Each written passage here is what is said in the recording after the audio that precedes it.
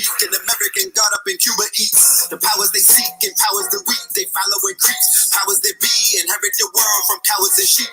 Bit to the mountains, top towers and peaks. Flowers and sweets and shower down feet. The lightning and thunder that shower the sleep. Shower the deeds. This not a verse, this our receipts. What would I do in my last breath? Would I yell? Would I cry? Would I laugh? Cause I'm glad that I'm past that mess. Till I pass, never felt that blessed. Even bad breath when you living is better than good breath. When you lack flesh, got a glass chest that I cracked and my lost breath hasn't made it back yet. I'm on my last breath, walking the last step. I'm on the last test. Final answer and my last guess. Wonder what I gotta pass next. I'm on my last quest. So much harder than my last track. Mad bless, hope I can outlast death. Grim Reaper got my address. Down to my last cent. Cash spent from a check I don't even have yet from my last rent. Swear that shit has got me mad stressed. I inherited my dad's debt. Never got to hear his last breath. And the only reason I ain't passed yet, I'm the first ever and the last left. Like a track fish, I attract women, they the bad women. I'ma splash in them, leave a bag with them. Then I raise seeds to be mad different. If I died now, I'm coming back in them. Cause they dad missing, but they cash dripping. Cause they royalty, so they brag different. Ain't no ass kissing, never had feelings. Seen a white victim and a black witness. Mac gripping on my last mission. Yak sipping, blowing blackism. Gat missing, he was lack slipping. Smack hit him, now we act different. Apparition, the bad vision. The Mac that chip him and crash the system. Uncle Tom, cause you that willing. Fuck the law, I'm going back to living. Astral prisms, the black religions. Activism, the conversations. Sacrilegious, the palms of Satan. Black magicians, Babylon erasing. Raise our hands to the God we praising. Hustle in, the marathon we racing. Nipsey at the finish line, he waiting. What would I do in my last breath? Would I yell? Would I cry? Would I laugh? Cause I'm glad that I'm past that mess. Till I pass, never felt that blessed. Even bad breath when you living is better than good breath. When you lack flesh, got a glass chest that I cracked and my lost breath hasn't made it back yet. I'm on my last breath, walking the last step. I'm on the last test. Final answer and my last guess. Wonder what I gotta pass next. I'm on my last quest. So much harder than my last track. Mad bless, hope I can outlast death. Grim Reaper got my address. Down to my last cent. Cash spent from a check I don't even have yet from my last rent. Swear that shit has got me mad stressed. I inherited my dad's debt. Never got to hear his last breath. And the only reason I ain't passed yet, I'm the first ever and the last left. All right. There you have it, family. Last breath.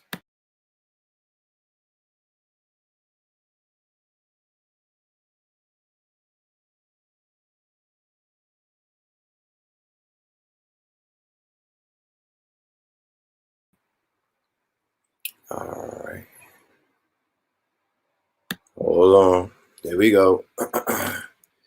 Peace, family. Peace to you and yours. Peace to you and yours. Welcome to another episode of Know the Ledge Radio. You already know you are now rocking with the best. Hold on. I got to put on my ring light. All right.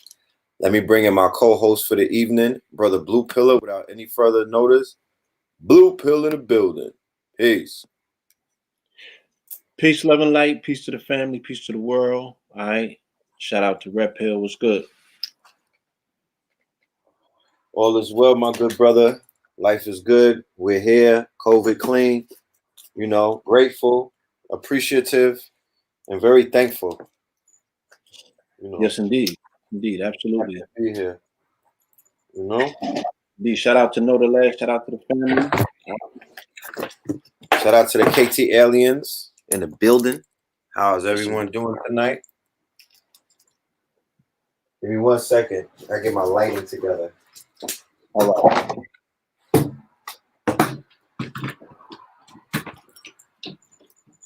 We see you, RAS BEN. Shout out to RAS BEN in the building tonight. Shout out to Ross. Shout out to let him know about Professor Griff.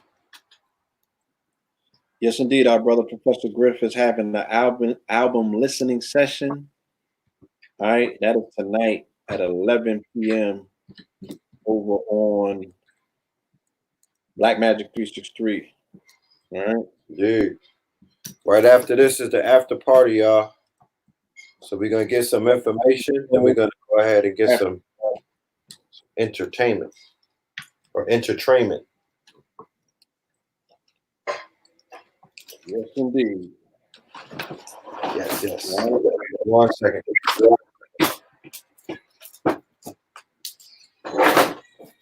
Peace to the family. Peace, y'all. Shout out to the family who was in the building last night for the episode of Ashy Wednesdays, Ashy the Classy Wednesdays. Shout out to my brother Pop Darby, put on an excellent show last night, and the family who showed up in the building. Salute to every single one of y'all. We appreciate all of the love and support that we were receiving on that show. Shout out to Kim Bripson. Shout out to Tough Talk Tuesdays. You know what I mean? Yeah, Let's put together an excellent episode this week. Yeah, that was fire. Shout out to the brother. Super facts. Let me do a roll call before we bring in our guests. Let's do a roll call, y'all. It's about 140 of us in the building. Let us do a roll call. I want to know where the family is from. Elizabeth City, North Carolina. Salute to the family in Elizabeth. VA in the building. All right. Shout out to Virginia. Denver in the building. Peace to the Denver family. New Orleans in the building. Yes. Athens is in the building. Seminole County is in the building. Seattle is in the building. Newport News, Denver, H-Town. Look at the grids. The grids are connected. Jamaica, Greensboro, West Philly, Mystical Philly, West Bloomfield, Michigan, Vallejo, Cali. Cali's in the building. West Phoenix is in the building. Albany, London is locked and loaded. Long Beach, Austin, Wichita, Kansas, Aurora, Colorado, New York City by way of Jamaica, Queens. All right, Strong Island, Philadelphia, 704, East Orange, Mississippi, stand up. Decatur, Illinois, stand up. All right. So the family is strong in the building tonight. I can feel the energy already. The grid is alive. Louisville, Kentucky, checking in.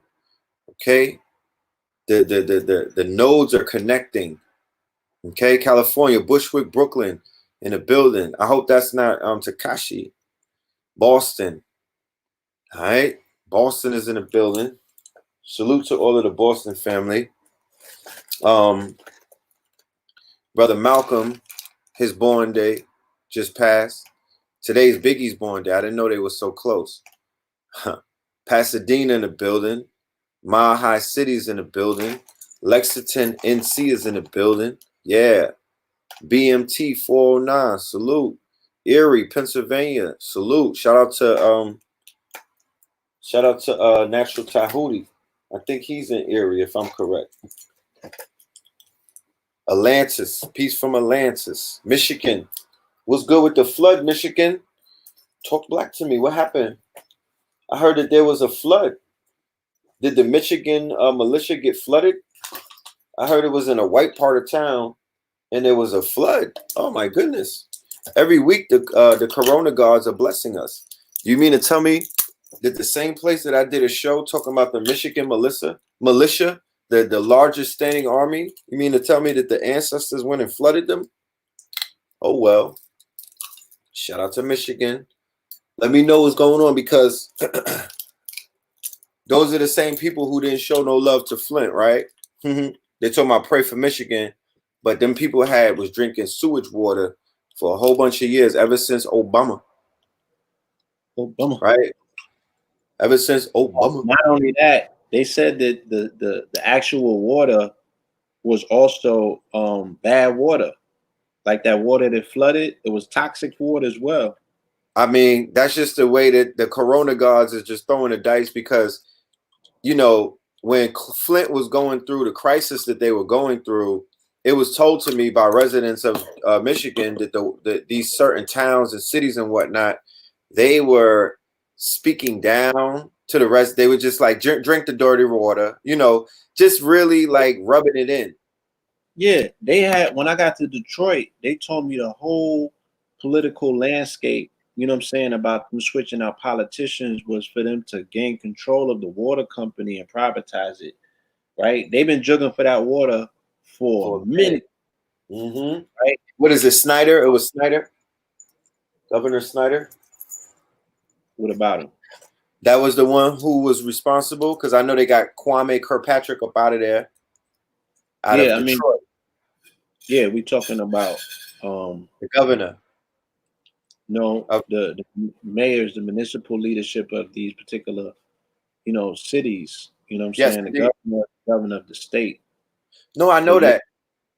No, I know that. I'm saying that by getting Kwame out of the way, out of Detroit, chocolates, Motor City and everything, they began to make moves on the other black, quote unquote, counties. Because even if Kwame Kirkpatrick was mayor of Detroit, the Flint thing wouldn't have been able to, carry on. He would have said something. His voice would have been able to, he would have raised awareness just by him being who he is. So when they took over, like you said, I saw a documentary on the Flint crisis. It's crazy. Right. It's, like I said, the water works, the water, period, not just Flint. Right? Because we're talking about them lakes. And switching the source of water, right? They completely switched it around and took a completely fresh body of water, and they had them, and they switched their water source to a completely contaminated. It was all kind of runoff from the plants. Yeah, swapped it out. So the irony of it all is that these people get washed up in the same filth that they were willingly being negligent about all of these years. Yeah, and I don't know, did they get a chance to take their guns with them if all of their cribs got flooded out? I'm sure some of the bullets is in the river. Can't take everything with you. You know what I'm talking about? Can't take everything, because the way that the dam burst, it was unexpected, and it was a mandatory evacuation, an emergency evacuation. It was emergency evacuation. 2 of them burst. It was 2 dams that burst. You know what I'm saying? And a lot of that contaminated water got into the supply or what have you. Very interesting. Michigan is very interesting the way that it keeps factoring into this particular narrative. But you said you said something else that I wanted to segue into you opening the line and bringing in tonight's guest. You did say that today is Biggie Small's birthday. Yeah. Yes, it will also be the day that Bob Marley's body was put into the ground and he got buried. Is that right? You know what I'm saying? Yes. So that's a very interesting dichotomy, right? And the way that we're going to segue that is, of course, both of these brothers have Jamaican ancestry. You know what I'm saying? And both of them had a significance, not only on the genre of music, but on culture as well. Yes. You dig what I'm saying? And via our brother RAS Ben's publishing company, he put a book out called Black to the Roots a while ago. I forget the brother's name. There was the actual author, and I'm sure that RAS Ben will fill that piece of the puzzle in when he comes through.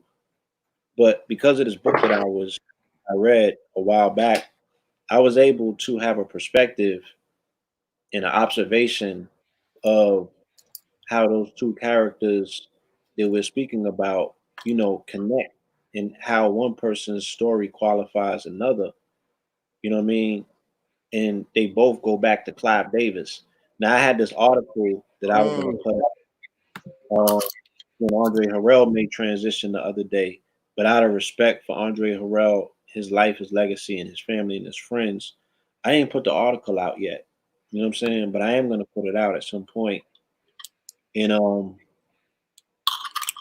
to speak about when the CIA commissioned Harvard to create that white paper, right, in the 70s, because they wanted to interrupt the potency of Black music, right? Black music was now becoming revolutionary.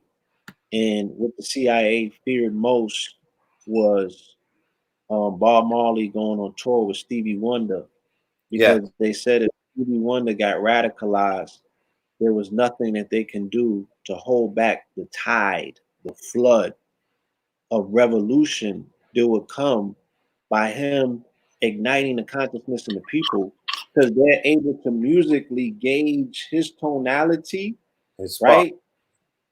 His spark. If he got emotional, if he got mad at crackers and put that into music, right? If he put any sort of protest into his music, it would create a tidal wave, and they were able to gauge Bob Marley's effect on international insurrections by way of his music, right? They were saying that if this man is so effective with his message, that he is actually providing soundtracks to international insurrections and revolutions. They're like, imagine, right? Because you talk about this quantum computer, and now with science, how they're able to gauge things, create models for things, right? Yeah, and precog situations to be like, yo, this is not something that we want to deal with because this is going to be out of control. So they were able to now, CIA commission Harvard to put their best minds on how to interrupt the frequency and the flow of the music. And then they commissioned Clive Davis, right, who was the president of CBS Record at the time. They said, yo, go and grab the hottest group.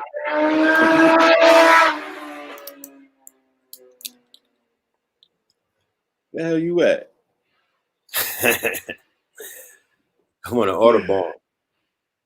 All right. So. Oh, hold on. The sister said that there's a Stevie Wonder Little Richard connection. Let's just, that's a piece to put on. Yeah. And all of these Little Richard interviews come out. What did I say? Posthumously, you're going to find out who these people really are. They be holding all of their coins when they're alive. That's right. Fact. This conversation is going to come back at some point where we understand the concept of when a person is still alive, how much they are containing, how much they are intertwined with their own narrative, and they're either stopping something from happening or making something happen just by being here. Case in point, right? Crack is still alive and Freeway Rick is still alive. Case in point. Is very much alive because he's still here, right? He encompasses the lifespan of that narrative. As long as he's still here, it's alive, right? So the CIA commissions Harvard to come up with the research. Harvard commissions Clive Davis to go and interrupt black music. The first group that he chooses is the Philly Sound, Gamble and Huff. Fact. Right? The game ain't been the same since. So they was able to dismantle revolutionary R&B, right, music. They was able to dismantle revolutionary reggae music because Chris Blackwell, who was Bob Marley's manager, was CIA, Harvard. CIA. He's an agent. Was Harvard, CIA. Ciega brings the Shower Posse into the equation. The Shower Posse brings crack cocaine to the U.S. Not Freeway Rick. Hold on. I just want to say how the Shower Posse, they were Judas from the inception because Jim Brown tried to kill Bob Marley. It was Roman Catholics. It was not Rastas. That's right. That's another. They were Roman Catholics versus the Rastas on Jamaica Island. And they tried to kill Bob Marley, and then they brought crack to America. Right? When we went to the UK, they was like, yo, we wasn't even toting them things until the Shower Posse came. And it was the same thing in Flatbush. Dudes was not getting ceremonial automatic machine gun cinderways until the Shower Posse showed up. Right? They were fighting. That's it was pissed. Right? That's when them autos came. In LA, they was pea shooters. That's so right. Hold on, I gotta segue this because we got the brother in the queue. So what I'm saying is that they dismantled revolutionary reggae music. They got Bob out of the way, right? Then Yellow Man comes in with the slack music, and then we get dance hall, right? what makes us believe inconceivable? How can we conceive that they was not prepared for hip hop? So you see Clive Davis still in the seat, right? Ready, willing, waiting, and able. For when a young Andre Harrell comes, he turns him out. Andre Harrell turns out Puff, right? And then Puff goes and he finds him a voice box, a voice piece by way of Big. Talent. Who within the span talent of 2.5 to 3 years, right, unravels his innate talent to such a degree that he goes out on top of the game where people are saying he was the best to ever have done it, and he dies with an elevated, lofty, celestial title of King of New York. So, with that being said, you know what I'm saying? This is a very special day, and it intertwines in some very peculiar ways or what have you. You know, when we look at the effects, it's the same way that we could say Fred Hampton died the day that Jay-Z was born, right? And when you take pieces off the board and you replace them, because the universe is always replenishing itself, you know what I'm saying? You know, we're talking about times and we're talking about cycles and we're talking about the cosmos and how the cosmos always, you know, there's always, it always recompenses itself. It always has a plan constantly in motion. You dig what I'm saying? Fact. But I'm saying all that to say that let's open this brother's line so, you know what I mean, he could give some insight and some input to the foundation that we lay in. That's right. So, family, we will continue this conversation that Blue started when we deal with the music. But without any further ado, we want to open up the floor and roll out the purple carpet for our esteemed, honorable guest for the night, the one, the only, the mystic, RAS BEN. Yeah. Yes. Yes. We're going to have the soundboard in a minute. When I get my soundboard, I'm going to throw peep, peep, peep. I'm going to sound like, I'm going to sound like I don't love. Yeah, man. Wifey will tell you, right? We was looking at Sting International last night. They had the Bounty and Beanie sound clash because I heard they're gonna do that this weekend on Saturday. On Versus, yeah. So I went into the archive because I was like, "Yo, I grew up with this in Biltmore. It's gonna be crazy for my DNA." When he had the jacket with the shingles on it, the cowboy jacket, right? Legendary. Yo, Saturday coming up. I think that there might be a cosmic alignment. Swiss Beats and Timberland are not stupid. They're connoisseurs of the art. They gave a layup. They gave in the whole, because remember, the whole premise of Versus is the sound clash. The foundation of what they're doing with their music on Instagram, that comes from Jamaica. That is the sound clash. That is that's the foundation of 90s Brooklyn. That's the format that pushed 90s gun hip hop. Like what's them boys' name? Black Moon, Original, all of that Gunman talk out of Brooklyn. The foundation of that is the Jamaican sound clash. Let's be very clear. Two sounds clash. When two sounds clash, that's Biggie that's Jay-Z versus Nas. That's Biggie and Tupac, right? And I was making an interesting analogy about the historic battle of Bounty Killer and Beanie Man. Bounty Killer and Beanie Man is the Jay-Z and Nas of dance hall. Somebody was like, that's the Tupac and Biggie. No.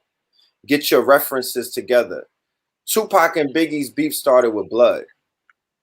It was founded in a shooting, right? It was drenched in blood, so it was a murder beef. It was not hip hop. It wasn't on wax.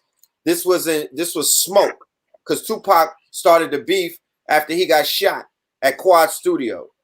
So that's more like Gaza versus Gully, because bodies dropped in Gaza versus Gully. That was a gun beef. That wasn't just lyrics.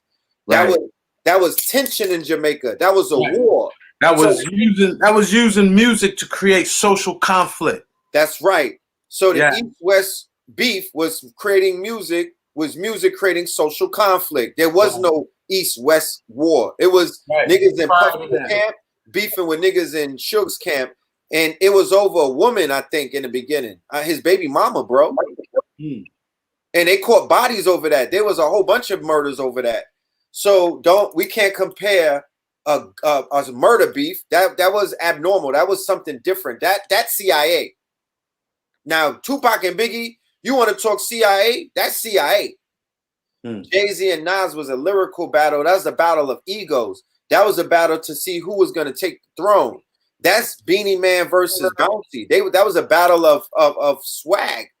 That was a battle to see who was going to claim dance hall in the time when dance hall was at its apex. It's never been that high ever in life, and it will never be that high ever again. The apex that they reached with Addy's sound system, Stone Love, Kilimanjaro, Bass Odyssey, all of them sets going at it. Spectrum, when Caribbean Dome was open, Tilden Ballroom, Biltmore Ballroom, Caribbean Dome. There's the Arc on Sundays. Nothing is ever gonna touch that. When Sting was popping off, when they had what's the dude, Horatio Romeo? What was the thing he was doing? Saatchi, the Saatchi Festival. Yeah, you're not gonna touch that. That's the heights of dance. So to bring that energy back tomorrow, the best thing to come after that is Jay-Z versus Nas on the verses. It's being prepared. Look at what's happening. Like on Saturday, for anybody who grew up in the 90s and wants to go in a time machine, I highly get you some Ray and Neff, right? That's what the Jamaicans drink. Is that the Ray and Neff? Ray and Nephew, yeah. Yeah, get you some Grand Nephew. Get you some yard weed with the seeds in it, right? It should be black like Cadillac top. Or get you a Guinness. It's hard to find on the island now, from what I hear. It's hard to find that. Yeah, they got the same thing. They coming out of Cali and shit. Man, yo, I smelled some trees today. They smelled like a mango opened up. I promise you. They in the lab acting up. It smelled like I was ready to eat it, bro. It was a bud, and it smelled like a mango. Nah, I had some shit to take that had a bubble gum scent to it, and I got some shit now that got it's like lemon pepper. Yo, Wesley would have if Wesley saw me smoking that, he would have had the FOI stomp me out, bro. I'm violating all of the NOI guidelines when I'm smoking that mango. Hold on, man. Welcome back, RAS BEN, man, brother. I've been waiting, you know what I'm saying, to get you back on this program for a minute now. Salute to you. Yes. You did, and salute for that monumental episode that we did earlier this year. You know what I mean? Yes. Let's review that show that we did earlier this year. Yeah, man. I'm sorry, say that again. Oh, go ahead. Well, now we was coming with the global resource reset with that one, right? Resource reset. Yeah, man. Right? January 12th, Saturn conjuncts Pluto at 22 degrees Capricorn, right? The global reset. Reset. And, you know, we was talking about it possibly being quartz, right? But now there's so many different variables at play that you like, oh, I get it. That's exactly what we seen. Mm-hmm. Well, it is timely that we review it because Jupiter, Saturn, and Venus are now retrograde. Yeah, and went retrograde maybe about 7 days ago. And it's the Gemini new moon between tonight and the dawning. So it's definitely a good time to review where, right, we said that Pluto, Saturn conjunction in January was going to set off the global resource reset. And That's probably the best lens to look at this pandemic, you know, where, yeah, man, ultimately it's about redistribution of resources, having have everything going through that outer net, you know, everything. Outer net. And I really see that what they're doing with the corona pandemic more than anything is setting up that outer net lifestyle where everything, including your identity, your travel, your currency, everything got to go through the 5G. Oh, hold on. Can I tell you who who 5G's younger brother is? Who's that? Because Big Brother is coming. 5G's younger brother is 3T. Huh. He just came home from the feds. 3T is tracking, tracing, and testing. Right? They're both related. That's what I'm talking about. Yeah. Setting up the 5G lifestyle. Like, you know, they're going to roll out this Internet of Things. Yep. It has we knew it has smart home that included, you know, your refrigerator, talking to your trash can, talking to your toilet, talking to your radio, right? Mm-hmm. But they also wanted these smart cities where everything is tracked and bought and sold. So how can you put that in place? You need an event like this, you know? Event Horizon. Yeah, so this is you know, the bigger, like, you know, everyone is saying, asking the question, is 5G causing the virus? You know, I get asked that a lot. I don't think 5G can cause a virus, no. But 5G may cause those syndrome symptoms, acute respiratory distress syndrome, the Kawasaki syndrome in the younger children, right? Anytime you see syndrome, that means you're presenting symptoms, but a disease is not the cause. That's facts. Okay, that's what a syndrome is. So 5G may be causing the syndromes. Yeah, I could say that, you know, because those are symptoms that aren't springing from an identifiable disease within the body, you know, so it's possible, strong probability. But beyond that, I think the connection with the pandemic is to create the social, economic distress necessary to move people onto that 5G lifestyle, submit to being tracked everywhere, and, you know, scanned like you're a item to be able to travel. You know what I mean? Mm-hmm. So that's what jumped off in January. But we said, like, yo, don't stress, because something was going to jump off in April. Right. That just as challenging and messed up as whatever as the resource reset that was going to jump off in January. Big blessing was going to come April.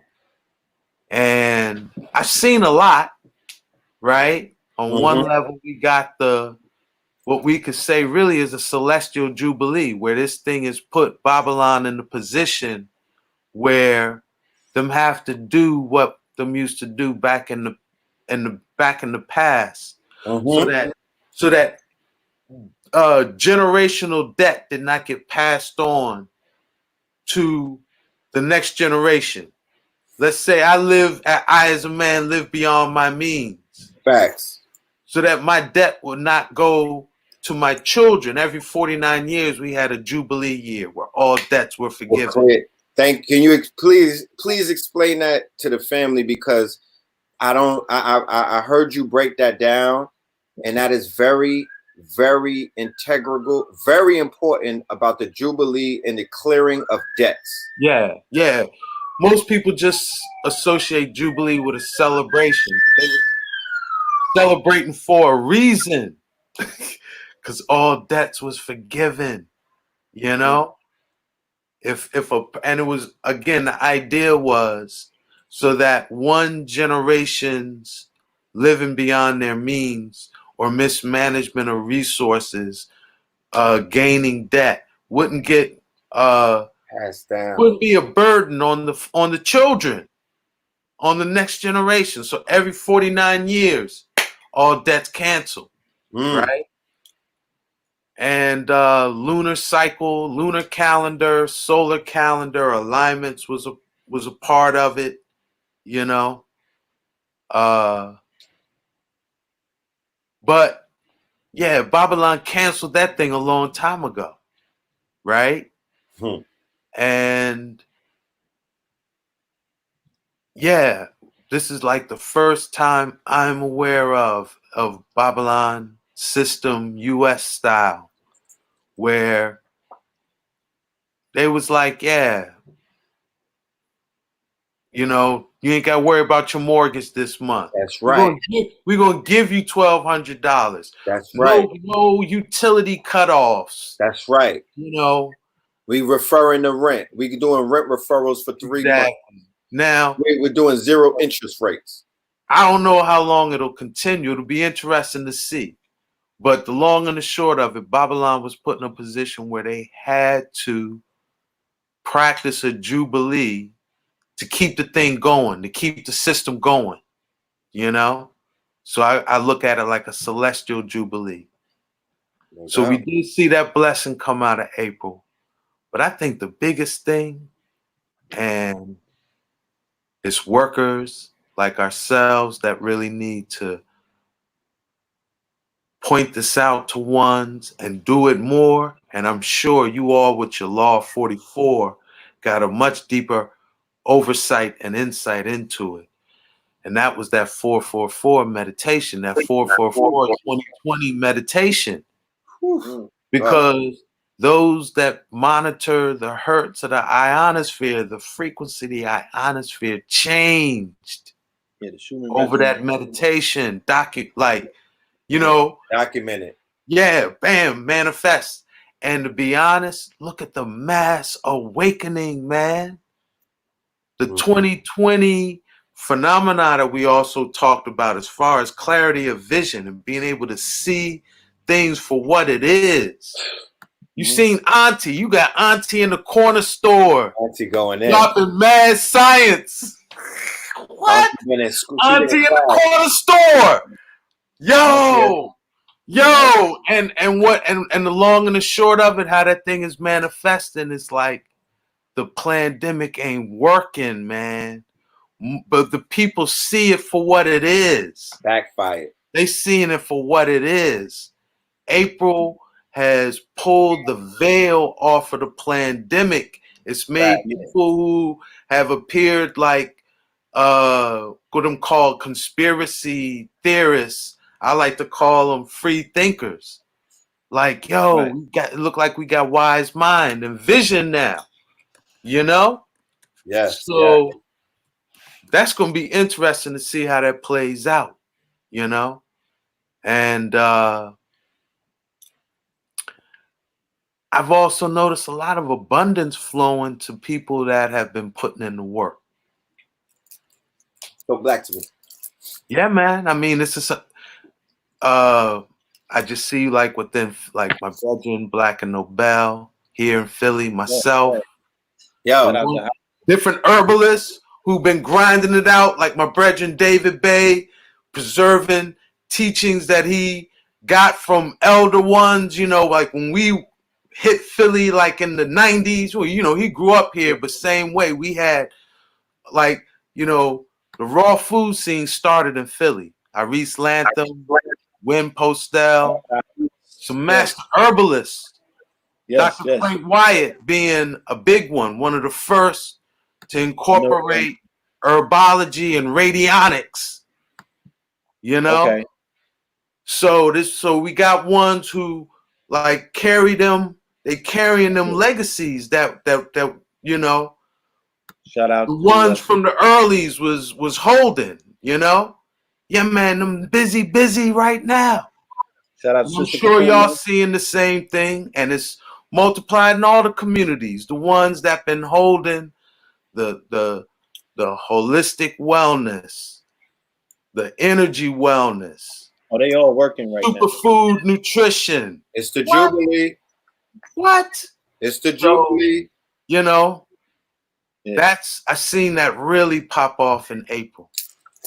You know, and coming in through this month, you know, May as well. You know, Yeah. so April, But after, yeah. but the, after the 4-4 meditation, like you're pointing out, and with Blue, you know, Blue, I attribute Blue to spreading that. He spread the news through the conscious community by way of social media real effectively, and got us all on board. And things were happening prior to the 4th, but the reversal, what they call the flattening of the curve. Flattening of There the was a curve. that was global another thing. Yes. There was a global flattening of the curve. Yes. That we said it. We That's was like, wow. That's what And made the plan go wrong. let me Because tell you It how broke their model. Hold on. How I mentally attributed it, because remember, you was telling me the conjunction was going to take place on the 5th, right? So I'm looking, I'm like, shit, what, you know, what they saying about the 4th? And then I found out that they were having a global meditation. I found that out in February, right? And I, you know, I got on top of my thing, but I was like, okay, RAS BEN said it. The 5th was going to be the conjunction, and that's when, you know, unexpected positivity was going to happen.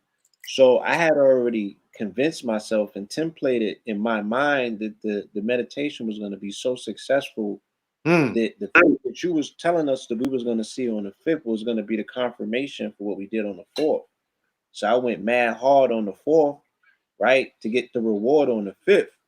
And by that Monday after that weekend, that's when, you know, the Surgeon General and them was like, yo, there's been a flattening, you know what I'm saying? Like there's been less beds are being used, and That's right. a glitch in it. And I was like, oh, that's, and then I seen the Schumann resonance, and I'm like, oh, we did that. Can I You add feel me? something?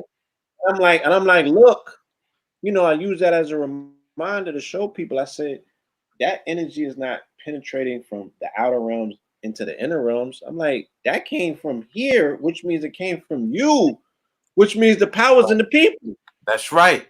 And that's a part of the apocalypse. The apocalypse is not what Hollywood taught us. It's not apocalypse now. It's not. Yeah, it's destruction of a lie. Right. It's the buildings that they show falling down, and all of the calamity in Hollywood's depiction of apocalypse is writing exact in their inner thoughts. It's a destruction in their minds, because their quote unquote days are numbered after the people wake up. So the etymology of apocalypse is simply the awakening, right? Yeah. The true meaning of the apocalypse is the unveiling. So the veil, right?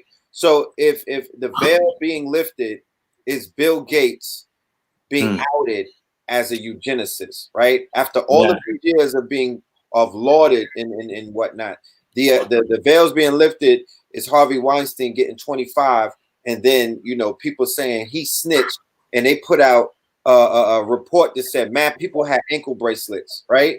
And then you had people from the hood who would watch Ellen DeGeneres, who was oblivious to who she was on the other side. They looking for the ankle bracelet. You know, you got hood people going to shade room like, fam, I saw Will Smith's live, and nigga, I seen the bracelet. They were doing pet detective work on all the celebrities during the lockdown if they said that they had an ankle bracelet. Yeah, they was on like, yo, I saw Michelle Obama at the premiere for Becoming Michelle for Netflix and Family. I promise you, under the Louis Vuittons was the ankle bracelet. Damn. So a great thing happened for me on April the 2nd. My son, whose name Omari L, came into this world, right? The reason why his attribute is Omari is because Orion and Mars were lined up, right? So I didn't want to throw the Omarion, you know, that's my guy. But that's Omarion. The name Omarion is Mars and Orion together. That's a powerful name. Yes. So I named him Omari with the L on it because we're noble, right? So they did not allow us, you know, they were trying to shoot the young god up with everything that they had in their arsenal, right?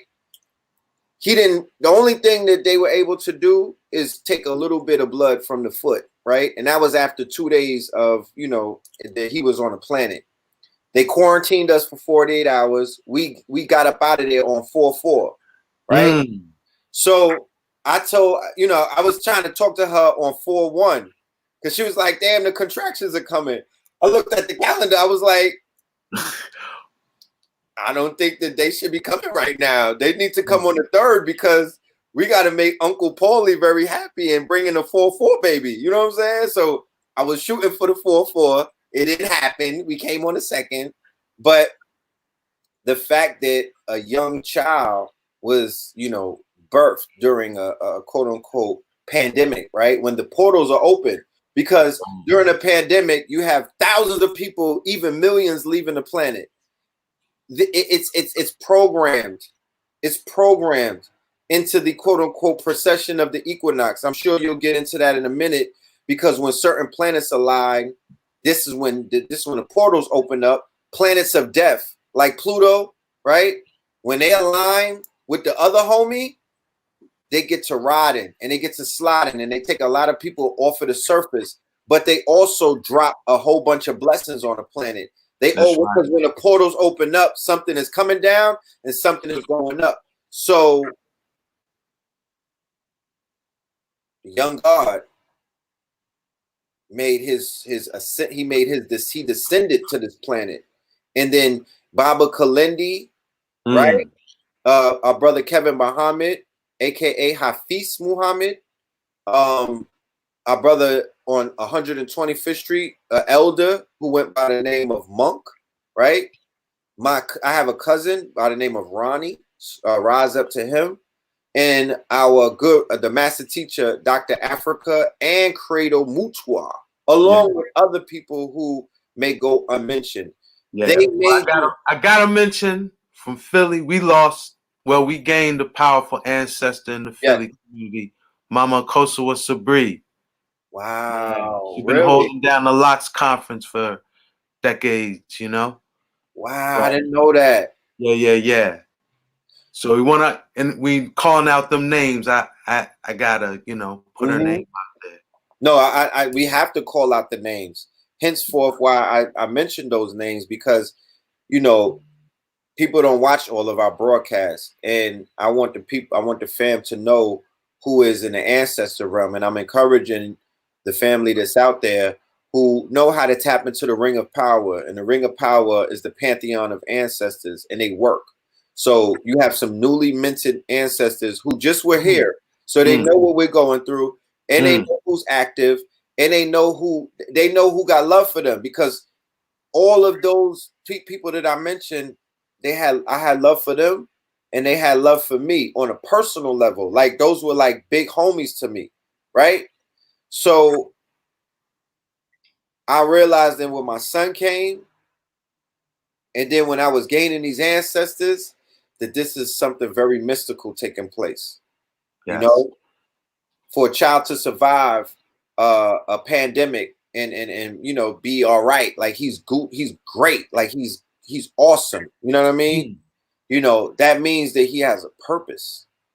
You know, and it is what it is. I know that I incarnated one of the ancestors, though. I could look in his eyes and know that one of the ancestors definitely have walked through the portal. Yo, the ones I talked about it in the 2020. Yeah. About the DNA activation. Yeah. This was a year that the X-Men potential in humanity was going to be activated, and that we would see it in us as, you know, older ones, but who we really gonna see it in is the youth.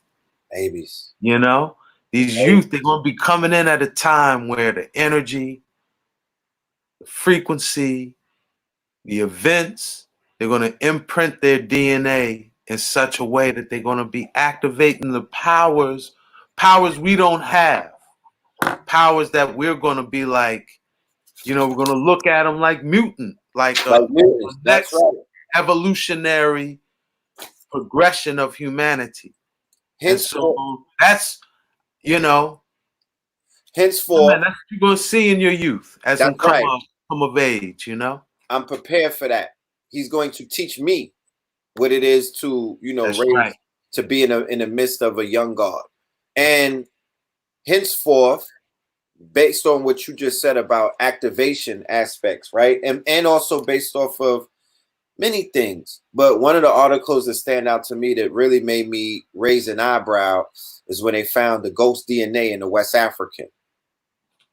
Right? I'm not up on that. Okay, well, this was just put out that there was a discovery. Happened in February. In January? February, right? During the quote unquote apocalypse. Yeah. Ghost DNA. They discovered ghost DNA in the West Africans, in the strains of West African, right? They were not in West Africa in finding ghost DNA in actual residents inside of West Africa. That's not how the research in the article is worded. What it is that they're saying is that in in bloodlines or in DNA that has majority West African traits or West African origins, that there's groups of people that are out here with quote unquote X DNA. It's called ghost DNA because they're saying that they made it, that their blood, that someone in their bloodline made it with another human being whose DNA is not registered or not recognized. It's never, the genome has never been quote unquote identified by scientists. So with the yeah, right, huh? Because they specifically they said that this is the Yoruba bloodline, right? So coincidentally enough, you know, I got a saying is that my Uber drivers are the new messiahs, because during COVID, my Uber drivers was the illest. Like I had the illest dialogues, connections, synchronicities. So this African warrior come and pick me up. He had the fire of the ancestors in him. He was just going in. And he spoke about the ghost DNA tribe. He's like, that's my tribe. He's Nigerian. You know what I'm saying? And he was just building with me about that. He was like, those are the Orisha that they talking about. That's a fact. You know, that's a fact. And King Shango bloodline. Exactly, because remember, the lingo about the West African is code word of ADOS. That's the code word to talk about niggas in America. Because whenever you do those bogus ass DNA tests, everything comes back that niggas from West Africa. It's either you Benin, Congo, you know, that's what they all are pointing to. That a lot of us have this West African blood. Moors are West Africans. That's code word for the Saracens. That's code word for Moriscos. That's code word for little Moors, right? They speak in scientific lexicons, or their scientific lexicon is intertwined with the quote unquote universities, and the Ivy League lexicon is intertwined with Crusader lexicon and things of that nature. So I'm just looking at this like they want to test everybody for antibodies. Really? They want everyone's blood? Really? They're trying to take a drop from everyone to run it through a quantum computer. Blue pill. Hold on. Talk to us about the quantum computers and the blood samples. You want me to talk to you about quantum computers and blood samples? I heard you in a live, and you were saying that they were utilizing the quantum computers, like the D-Wave computer, to run people's genome and whatnot to do precog. They were precogging. They were being able to assess if you would be violent in the future, similar to what they were doing in the kill programs in the Middle East. They were precogging the quote unquote what they call people who will grow up to be terrorists. This was under Obama's watch. Yeah, there was precogging possible terrorists and eliminating them, right? That's so right. If your factors show that you have the potentiality, okay, to be a terrorist in the future, based on your radicalism, they was killing you now, right? To save themselves, to save the issue with you in the future. They're like, oh, we're just exterminating potential terrorists, and that's all pre-call. So yeah, they're utilizing, you know what I'm saying? My hashtag at the beginning of the year was "There will be blood." You know, yeah, my hashtag was 2020 year of fear. And get it. And what I'm adding on to what Blue is saying, to go back to what y'all was saying about the global meditation, right? Right. When Donald Trump said that the WHO were using quote unquote projections and all their projections were wrong, he was saying that we got up here and said that 100 million people were going to die because of the projections that we were receiving from the quote unquote WHO and some of these NGOs and whatnot. So the projections came from the quantum computers. The quantum computers are able to crunch computations in 2.2 seconds, right? And they were able to run certain computations through the supercomputers to basically beef up the numbers, you know, to say, yo, if we do this and we do that, then we're going to receive these amount of bodies. We're going to get this amount of people that are we're going to get this 0 point percentage of deaths and whatnot. So after the global meditation, that's when they came out and was like, we're suspending the funding. We're throwing away these projections because the curve got bent. And that's not what the computer was saying. You know, like Blue said, they were like, there will be blood. So where's our blood? And I'm sure the family knows by now that the media was in bed with Big Pharma and everybody, and they were pushing the mindset to Black people that you can get sick, right? Because when you talk about immunity systems, we have to speak about how does immunity systems fail mentally. Like, can if a doctor tells you that you're gonna die next week, is your strong immunity system gonna stand up against that white coat? Or are you gonna believe in what he says because he has a white coat on? And then the placebo effect takes place, and you wind up dying a week later. And then they wind up saying, "Oh, we misdiagnosed him. He didn't. That was somebody else's blood." So Black people, especially older Black people, have a syndrome called Master We Sick, right? We saw it over time that they would begin to take on the ailments or the quote unquote, they would begin to personalize all of the shortcomings of Europeans because they think that they're equal with them. The civil rights Black folk, people who came up with these Europeans have the civil rights Blacks or the baby boomers, we have a different disposition towards Europeans that they have. And the people who come after us, they have a different disposition towards Europeans that we have. Right? My generation, the way that we treated Europeans very negatively because of the fact that our parents told us what they did to them. But our parents and their parents, they did not treat the Europeans in that same light. They were more understanding because of the fact of how they came up with them. So when the baby boomer Europeans start saying the shit is going on with them, I had a tendency of watching our people older than me begin to encompass that as that was going on with them. Like, damn, they're not talking to you. That's not you. Like, that doesn't apply to you. And then they were taking that, like, no, they were wearing the clothes and putting it on. Like, no, this is for me. They were, you know, the emperor has no clothes. So these people were getting naked with them. And that's why a lot of our people suffer, is because they following the flute of this Pied Piper. And from the minute that they showed up on our shores, they have been, you know, with that flute, they've been quote unquote leading our people off of cliffs. Yo, you I'm know, gonna just end the transmission with this, just to fulfill the transmission, to say that The majority of deaths are malpractice. They're taking place on the ventilators. The majority of the deaths are taking place inside of hospitals. There are people who are contracting the coronavirus and fighting it at home, and they're not dying. Why? How is that happening? So we have the nursing homes, the prisons, and inside of the hospitals, the institutions are bringing out the most quote unquote body counts.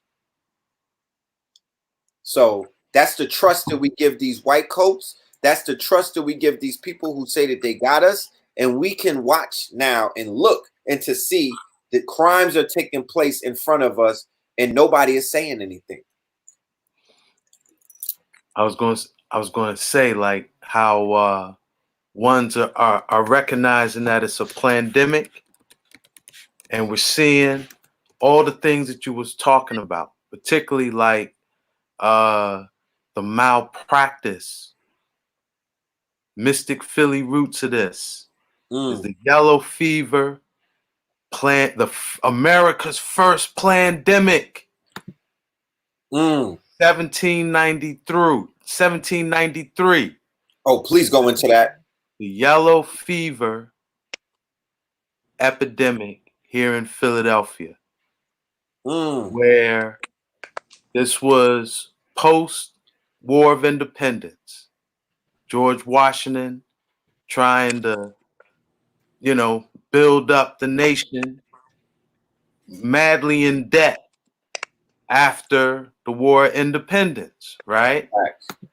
He was taking a stance kind of like Trump, an America first. He wasn't trying to get caught up in the affairs of other nations, right? But France helped the U.S. in the War of Independence. And France felt like the U.S. owed them a debt. So when the French Republic declared war on Great Britain in 1793, they expected the U.S. to roll with them. George Washington was like, nah, we're going to be neutral. We're not going to get in it, right? So here comes this man, Stephen Gerrard. Students of history will know of Stephen Gerrard because of his manipulation of Haiti. He was a French privateer who instigated the revolts, the Haitian revolts. And he did the first one in 1791 to consolidate power over Haiti. He instigated that he armed Dessalines, instigated the revolt. All of the landowners got shook, and he had the fleet. He had the fleet of ships coming in and out of port. So the landowners was like, yo, help us get out. He was like, I got you. He was like, but hold up. Y'all got a whole lot of wealth and I can't take y'all both at the same time. Give me your wealth. I'm going to take that, and then I'm going to come back and get you. Sure, you're right. He didn't come. He left him because he was the one who instigated the rebellion. So he did that, right? Fast forward, 1793. You have what's called the Citizen Gannett Affair, where the ambassador of the French Republic came, to the U.S. He came here. He didn't come and meet with Washington, right?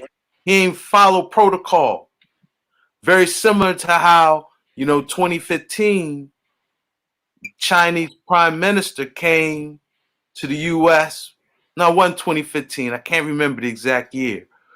But it was when in the Bush administration, instead of going to Washington, he went and met with Bill Gates first. So this dude, Citizen Gannett,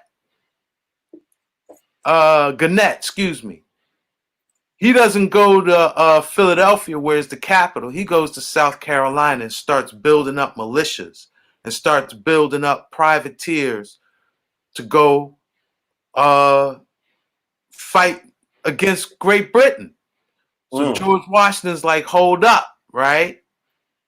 So fast forward, what does Stephen Girard do? For the French, he creates the first pandemic. He creates another revolt in Haiti, which causes the need for a mass exodus.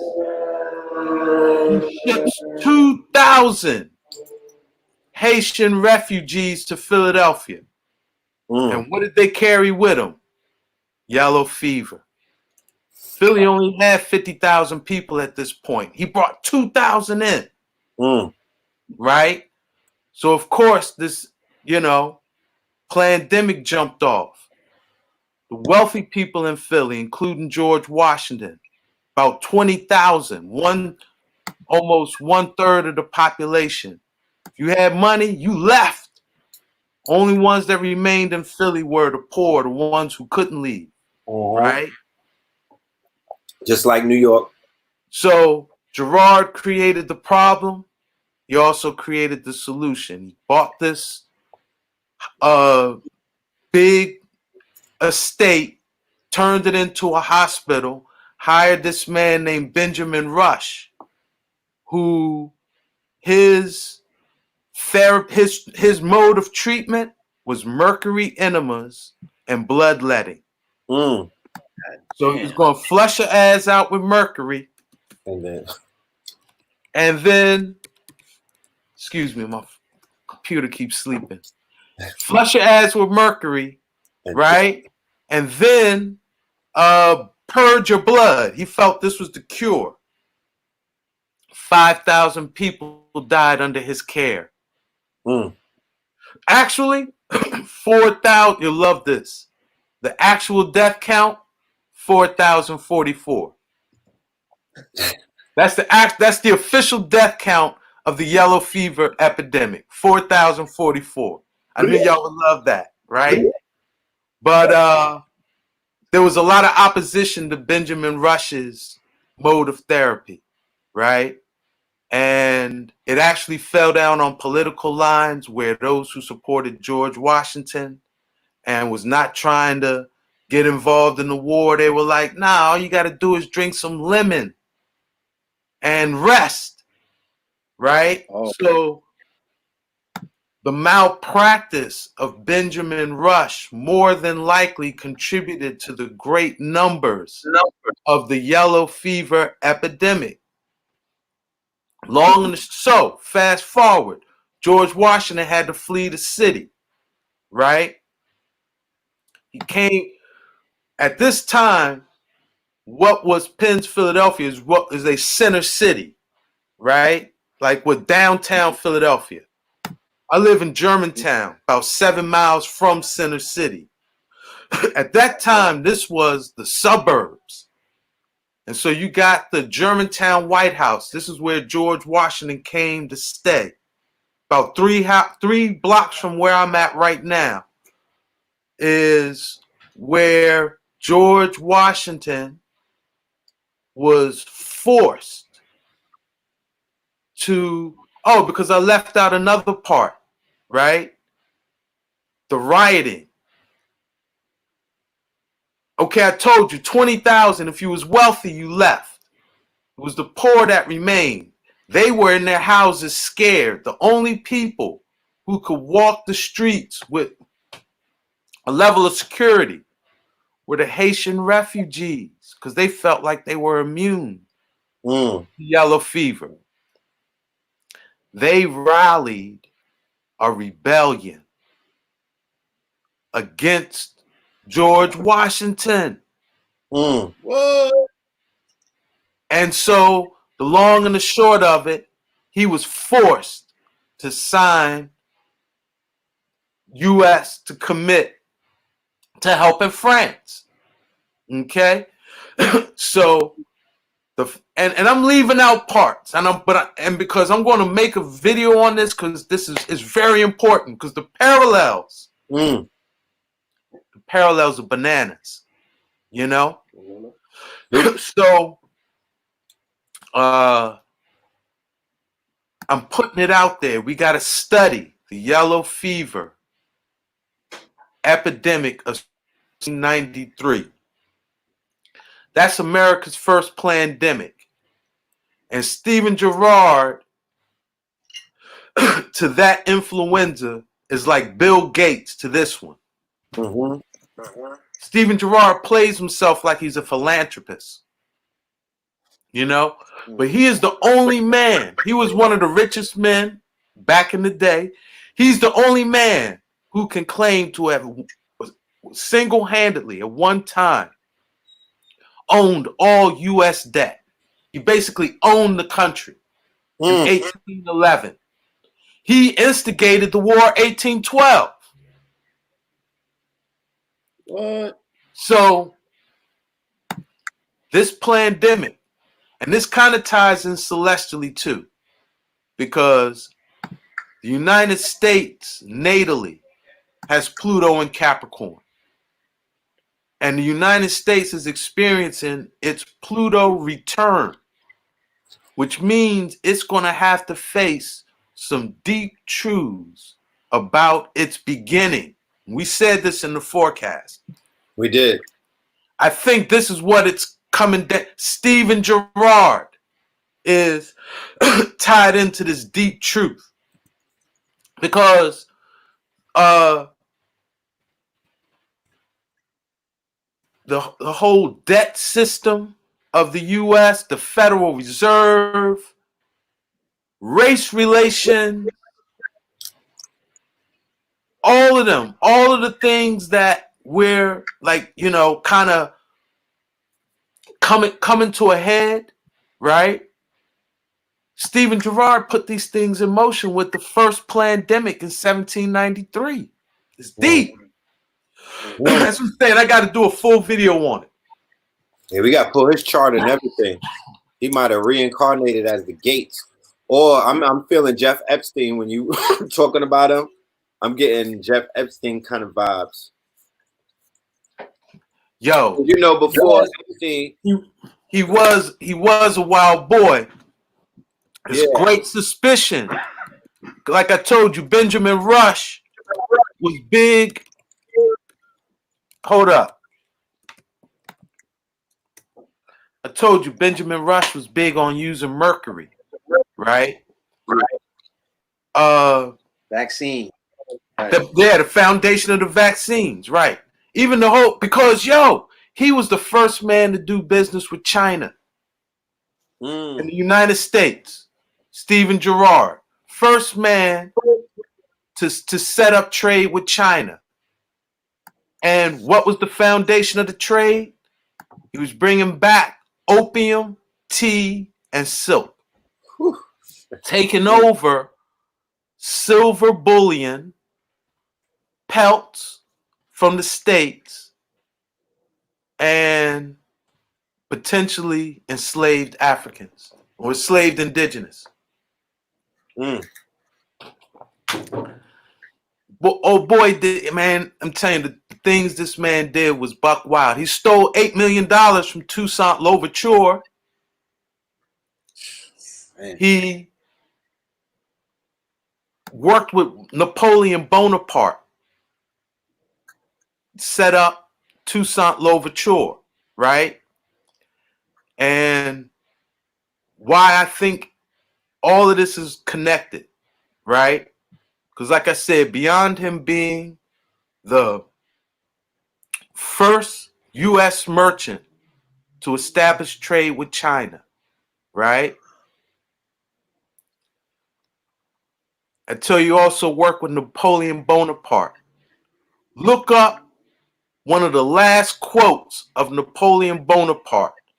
He said, China is a sleeping lion. He did. And let it sleep.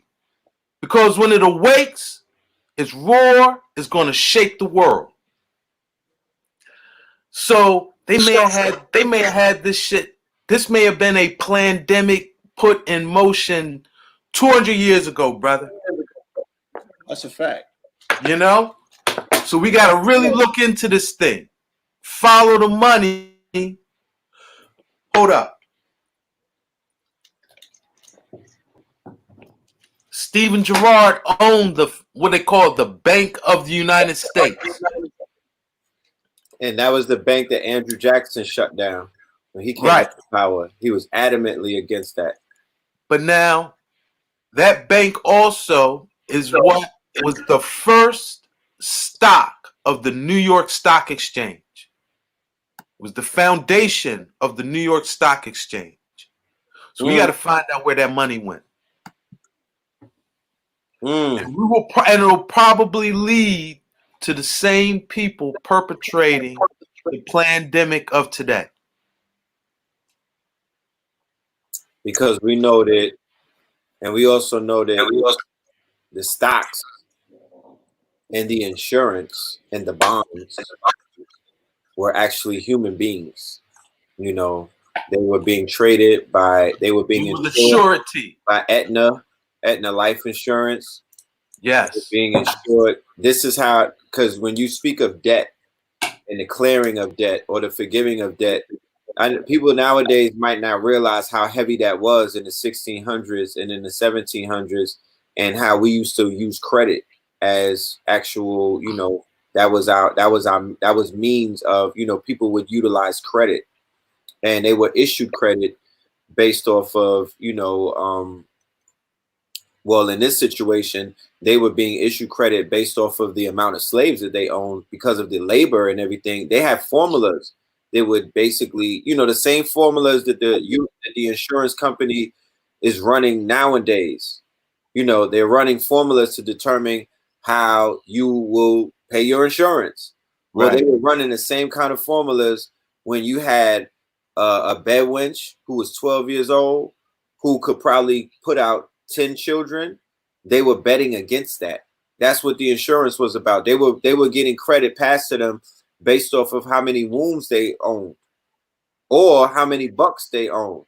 And if they had both of them, oh, business was booming, because after 1808, when they restricted the importation of Africans, the quote unquote 13 colonies and the other new colonies that were being created opened up the sex farms, or the quote unquote rape culture was implemented. Rape culture was written into the Constitution. Okay. So I don't want to ever hear nobody try to point finger. No, rape culture is inside of the Constitution of the United States of America. And this whole thing was built off of that, because the proof of it is the fact that they banned the importation of the slaves. And the penalty was death if you were found to be a pirate and you were smuggling Africans inside of the Americas. This was all about economics. And then once they closed the borders, they capitalized the African womb, or they capitalized the indigenous wombs. Because Thomas Jefferson wanted to build up the domestic slavery, because the Chesapeake, which is DC, Maryland, Baltimore, VA, the same places that are remember, the highest rates of incest today. The highest rates of incest, brother and sisters having sex, is in Baltimore. Why is that? Because that's a remnant of the quote unquote what they began to do after they implemented the quote unquote slave farms and whatnot. Because along the Chesapeake Bay is where the families were separated and sold up and down. What'd you say, Blue? Breeding farms, right? Yeah. Breeding farms up and down the Chesapeake Bay, and then they would take them, and there were four major ports. You had the Carolinas, right along the right where you see where you have Charlestown, the turn into Charleston. You have Wilmington, you have Glencaster, all of that shoreline, right?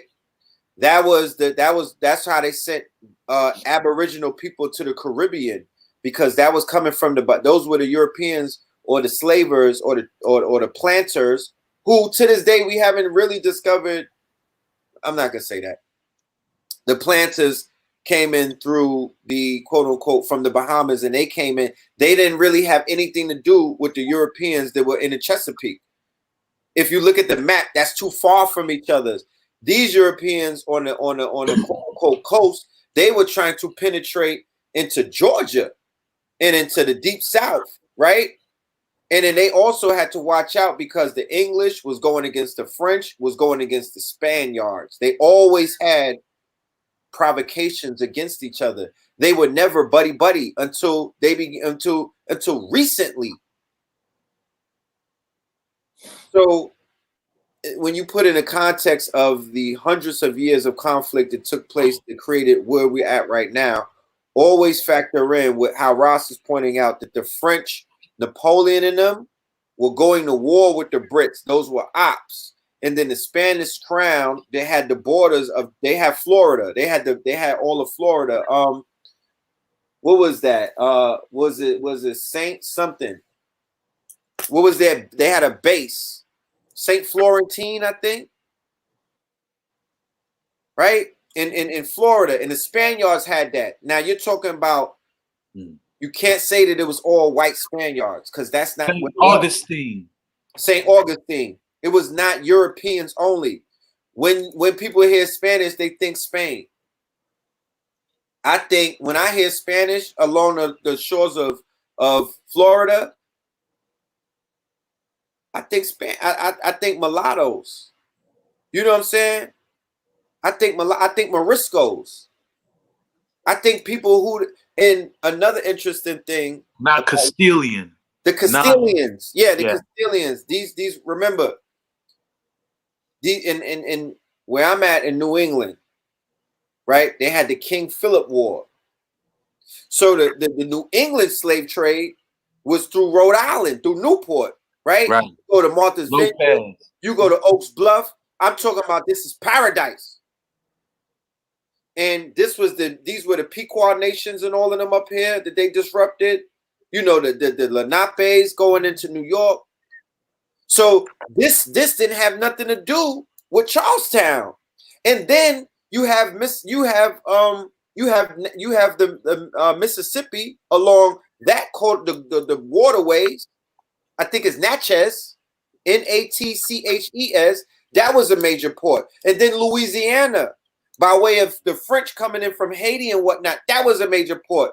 But what was taking place that people have never recognized is that when they were grabbing those Indians and taking their lands, they were putting them on these boats. Rhode Island was known for their boats. They mastered the whole boating thing, right? Right. So they were shipping people from Connecticut to the islands of like Puerto Rico, right? These are Indians that look like the depiction that they said King Philip was. Right. They were taking Eastern Woodland Indian. The Woodland Indians, they shipped them to the Caribbean. Right. Right. These people have come back to the places that they got shipped from. Now they're known as Puerto Ricans, and they're in places like Connecticut. Aaron Hernandez was one of them. Right? Huh? Yeah. The Dominicans that populate Boston. Facts. And the Jamaicans are in Connecticut. And the Jamaicans, some of those Jamaicans, remember, because they were shipping the people from here. They were shipping tribes. They were shipping Indians to the Jamaica. They were shipping to Puerto Rico. They were shipping them to the Bahamas. They would do the reverse migration. How do you steal a continent? How do you steal America? You take the inhabitants, you go to war with them, right? Because the English had Indian tribes fighting with them. So the way that the European will go to war, they would say, well, goddamn it, I got my shooters, you got yours, let's go. And then the Indians would be the ones fighting. And the Europeans were the ones that provided the resources, the guns, and things of that nature, but they were not the ones fighting. They would put the tribes against each other. So once one tribe defeats the other tribe, because the slavery hustle, the slavery market is almost like what the illicit drug market is today.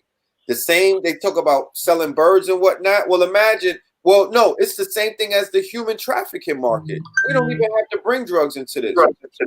The same thing that the organ harvesting and the human trafficking market is known for today.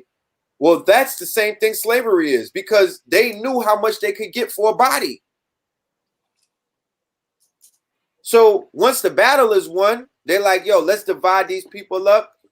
We have people in Liverpool that will pay handsomely for one of these copper tone bucks and these bed winches, because one of the most sought after right? One of the most sought after purchases on the auction block was something called a fancy girl, right?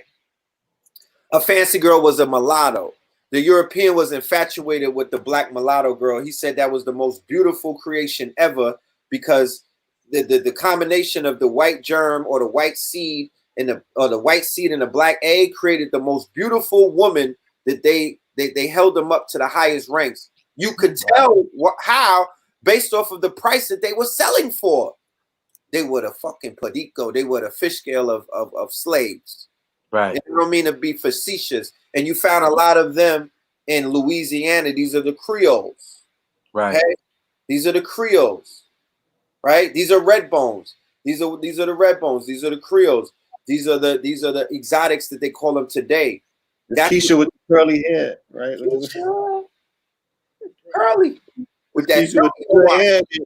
You know that the hustlers was coming to your high school and they would have caused a pandemic at your high school for sure. Right, to try to holler. To get him out. Right. Hey, come on. Resources. So, yeah, man. Somebody said the Alicia Keys type. Well, Alicia Keys type, she would be considered what's that tribe? Like they have a tribe with the Moors, the Tuaregs, or the Berbers. She would be considered a Berber. Because remember, think about the European and what they created in these different genes pools. You put DJ Khaled, right, in a Dominican store owner. Now DJ Khaled let his hair grow. If you put DJ Khaled in a Dominican or a Puerto Rican next to each other, the only time you could tell the difference is when they start talking. So the Arabs, right, they speak Arabic. And then you have somebody who speaks Spanish, but they look different. They look almost the same. Not all of them. I'm speaking about some of them. So when the Moors were in the Iberian Peninsula, and when the Moors were doing what they were doing with the Spaniards, and when they had, because remember when they were reigning, it wasn't just them betting women and sleeping with women.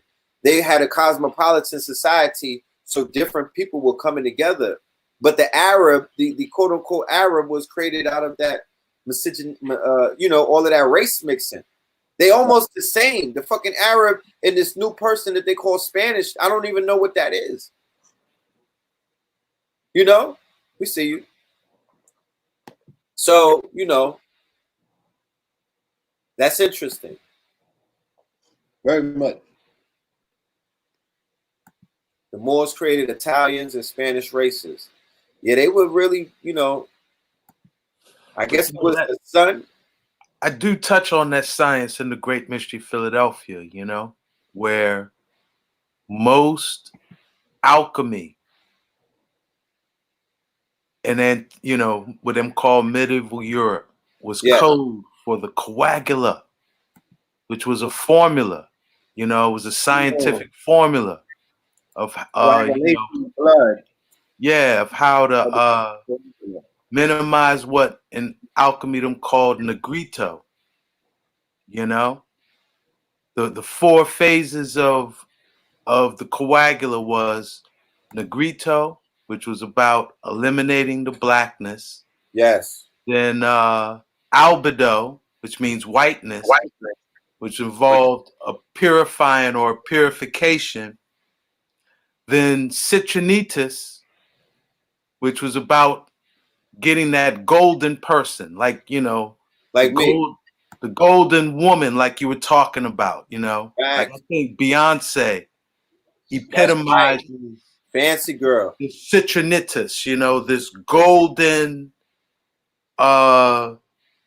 being that blackness has been removed and she's gone through a process of albedo, of whitening and purifying.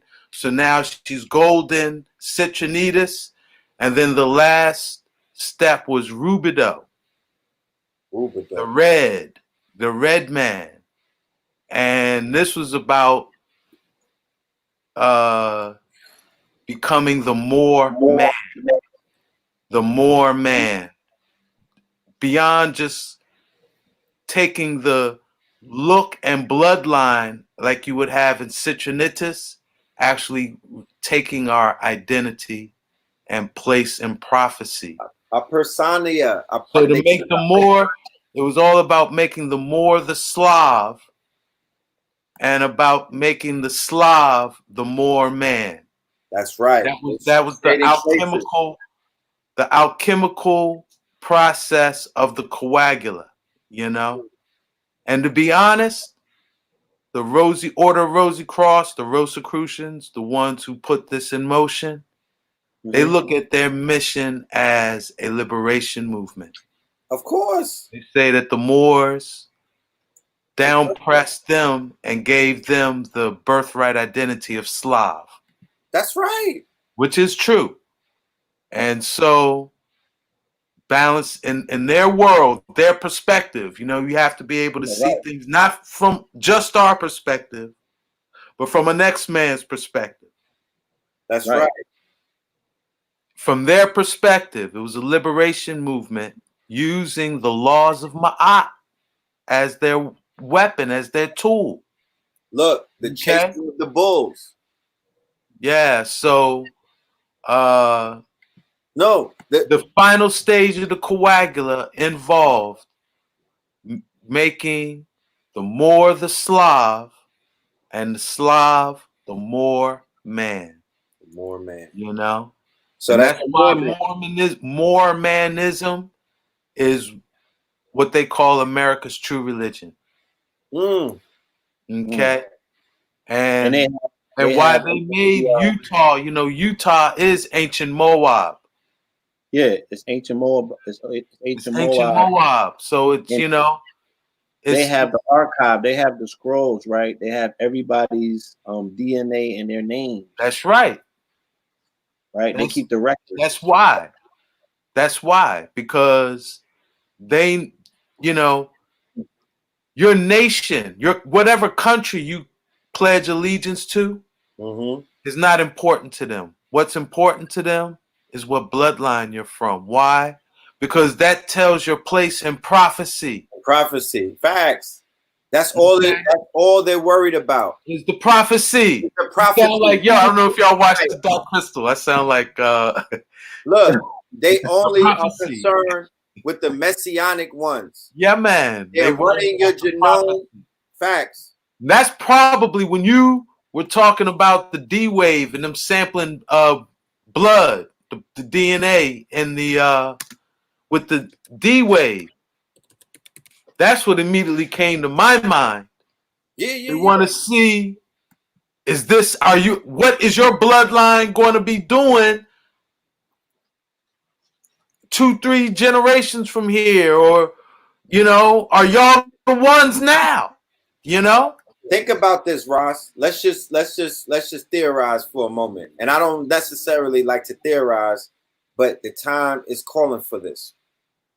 Let's say that the Europeans were able to test the parent's DNA, right? Who was giving birth to a child, and determined that that child was going to give birth to a Messiah.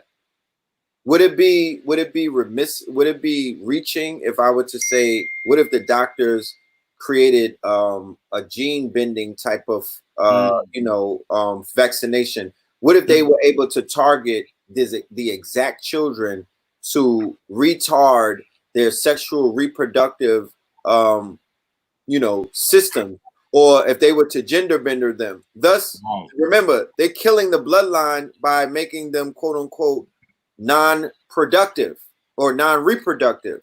Right. So if they gender bender them and make them LBGT, or what people are calling gay, that means that the bloodline that this child was going to create and produce is completely and stifled. Yeah. Well, that's eugenics. Thing with that though, yeah, all of that's possible, right? But them can't stop fulfillment of prophecy at all. And so what'll happen is, if they do some act like that, there'll be other unintended consequences, other variables they didn't factor where the end result is going to is still going to happen, you know? Mm-hmm. And all those things were prophesized. It was prophesized a lot. A lot of us are going to take L's in this time. A lot of bloodlines are going to stop. They're going to cease. Mm-hmm. A lot of us are going to be imprisoned. Ones are going to receive the mark of the beast. You know, that's all of that is a part of it. I mean, I see it. I mean, Yeah. I see the bloodlines ending. You understand? I see the bloodlines ending. You know, when I'm in Harlem and I see the brothers that walk around confused, I shake my head and say, you done fucked up a million ancestors' aspirations to recreate and keep the perpetual motion going. How arrogant, how selfish, how mentally juvenile did you have to be that you would forsake your whole family's bloodline just because you wanted to play in somebody's backyard? But now the reality is too, brethren. Yeah. There has been such a manipulation of humanity's gene pool. Right. With particularly with hormone blocking chemicals. And so for example, let's say a mother had asthma. Let's say a young girl had asthma. Yes. Well, let's say a young girl had eczema. Okay? She's a teenager. She has eczema or asthma. She's going to be given steroids as a remedy. Right? And the parents not thinking nothing. They're not doing the etymology. If I give my child a steroid, what impact might that have on her endocrine system long term, particularly when she becomes a mother? Mm-hmm. Right? So that teenage girl comes of age, has a child, and that child is neutered. That child is displaying what you're saying. You know what I mean? Yeah. Right. Yeah, man, so, we in our growth and our evolution, we got to learn to have sympathy, empathy, and compassion for people in them scenarios. Because the reality is you got to get, I saw you bigging up Mama Pill. Mm-hmm. Mama Pill know better. Mama Pill didn't have to go through them judgments, right? Mm-hmm. But I mean, I know I when I think back on all the people that I know who had asthma, dealt with inhalers, had eczema, taken topical steroid creams, you know what I mean? I knew that was I knew a lot of people doing that. Right, it was almost a regular thing. Yeah. So I mean, so if that was popping off in the 80s and the 90s like that, we can't be surprised by the neutering we seeing now. You know what I mean? So let me even take it one step further. And now the reality is, right, there's some that just watching media or whatever get turned out. Yeah, you know what? If you were through your free will, through your free will, you decide to violate natural law, you're gonna have to deal with that judgment. You know? But if you born where your hormonal polarity has been thrown off, you deserve our compassion. Oh, you definitely deserve our compassion. And it's 2020, it's about both and. Because we don't want to encourage that behavior. You know what I mean? I don't want to encourage that in youth, right? Me, myself. I don't want to encourage that behavior in youth. Why? Because, right, elders told me back in the day. They said, why is it wrong? Because it's ancestor side. Okay? Yeah. It's not allowing the circle of life to go full circle and be complete. So I resonated with those teachings, and I still do, you know? But I also know that in this time, compassion is the magnetic emotion that lets us overcome all situations Can I like this. share You something know what with I you? mean? Make it win-win. Like right now, it might be an L. Facts. Can I But share something with you? yeah, please. That a European by the name of James True. He does videos. He's on YouTube. You know, he dropped something that was profound. He said, evil is the absence of compassion. Mm, mm, When you remove compassion, mm, compassion and evil cannot exist in the same place at the same time. And mm, when you remove compassion, that's when evil shows mm, up. That's mm. where it exists. The lack of compassion, the lack of empathy, sympathy, that is where evil exists. That's where evil Yes. thrives. So Yeah. as a compassionate race of people, we as a collective should begin to, you know, collectively get back to actually being those compassionate, because we're not compassionate as a race of people nowadays, those of us who have become like the ones that we despise the most. So to the road to get back to where we were lost is compassion, because there are two energies on this planet. There's not three and it's not four. This is a dual planet, dual planet.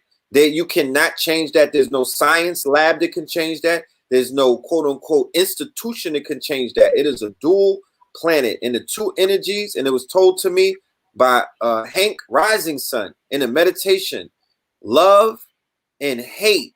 There's nothing else that exists. Hate is fear. Hate is jealousy. Hate is envy. Hate is a bunch of lower level, lower frequencies. It's everything backwards of live. It's devil. It's backwards living. It's a hate energy. When things explode and when they die, that is a hate energy. Love is birth. Love is life. Love is unconditional love. Love is when you are tapping into the shrooms or plant medicine, and you become one with the source, and True. all you feel is love. If you are vibrating on a lower frequency and you're on shrooms or something, you are going to manifest hate, and that's going to come in the form of something that will scare you, and then you're going to have fear, because love and fear do not live together. Yes. And let me just say something real quick. Yes, of course. Because a lot of ones in our community feel like for ones to move with love and compassion in their heart is soft. You know, KRS-One used to deal with that issue in a lot of his lyrics back in the day, you know? Yeah. And the reality is, if you're a magi and you realize that there's only one force in creation, and that's magnetism. And that to be the strongest, most powerful of who you can be. You got to be magnetic. Hold on. So can I share with you about what love is? Please. And it's been said in multiple different quote unquote traditional systems. There are two things that will create magic.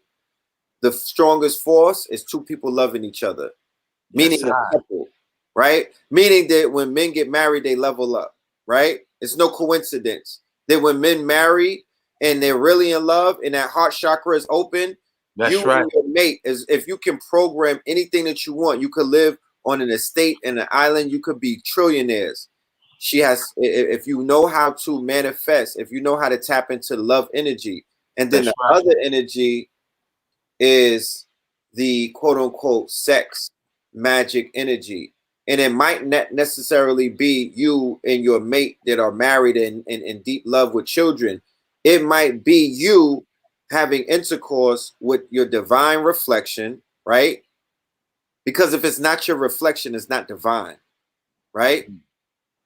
And then you got my empress looking like what? that's right. And the most powerful energy on the planet, bar none, because it continues the resurrection and the life and the death cycle. It is sex magic, right? But sex magic backed by love is real magic. Sex magic backed by hate and backed by the shit that Crowley and them were doing. Not now. Right? Right? The stuff that Crowley and them introduced that has taken over Hollywood. It's taken over a lot of the quote unquote practices of the others, even people that look like us. Are because the LBGT is tapping into Crowley sex magic. If you really want to go there, I don't want to, you know, because I want to be compassionate because we have an audience who comes from every walk of life. But now the reality is too, you study natural law, you know, poles are the same, you know, energy of the same pole cancels each other. Mm-hmm. Two suns don't make a moon. No. So it's not in the best of, you know, if you want to be in aligned with natural law, it's not the wisest move, you know. That's not opinion. So it is what it is, you know. But at the same time, what I'm saying is that with us knowing that it's the result of a campaign, and we know that the campaign is effective by watching the results of it, then as social engineers or reverse engineers, then the next step should be, okay, what can be done to either, you know, reverse engineer this or set up a barrier in which we know that the future genetic gene pool is not going to be easily manipulated the same way. Like one of the main things that we're overlooking is that if we are what we eat, then the expression or the evidence that we are expressing what it is that we're eating is that a GMO seed does two things in particular. Right? A GMO seed is weather resistant and it's a terminator seed, right? So during my time street vending in Harlem, through observation, I noticed that there was a lot of young ladies pushing strollers with babies in it, and then they had AGs with them. AG is a lesbian and aggressive, the ones that look like Lil Wayne, right? They got the dreads with with the pants hanging down with their drawers showing. Now, mind you, I'm vending. It's 30 degrees outside though. It's 50 degrees in Harlem. I'm vending the whole year, so I'm seeing the pattern never not repeating itself. I'm like, how is it that these young women is out here in 30-degree weather? They got their jackets open and the jackets is a cutoff, right? When we was growing up in New York, we invested. It don't matter how much bread you had to spend. You wasn't getting the Sherlin just because it was a fashion statement. You actually got coached because you needed to stay warm. We had scars. We invested in keeping Jack Frost off our ass. So when you see the children doing the opposite, I'm talking about they would be numb. The idea that the Jack Frost was outside, that the hawk was on them, right? And I'm like, it's just not the fact that these young ladies, we could say, oh, they got hot blood.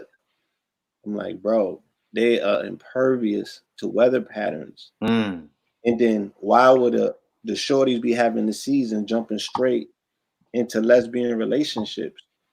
It's because they are expressing, right, what it is that they've been eating since age 0 to, let's say, they're 20 now. They came into the world, they hit them with formula, right?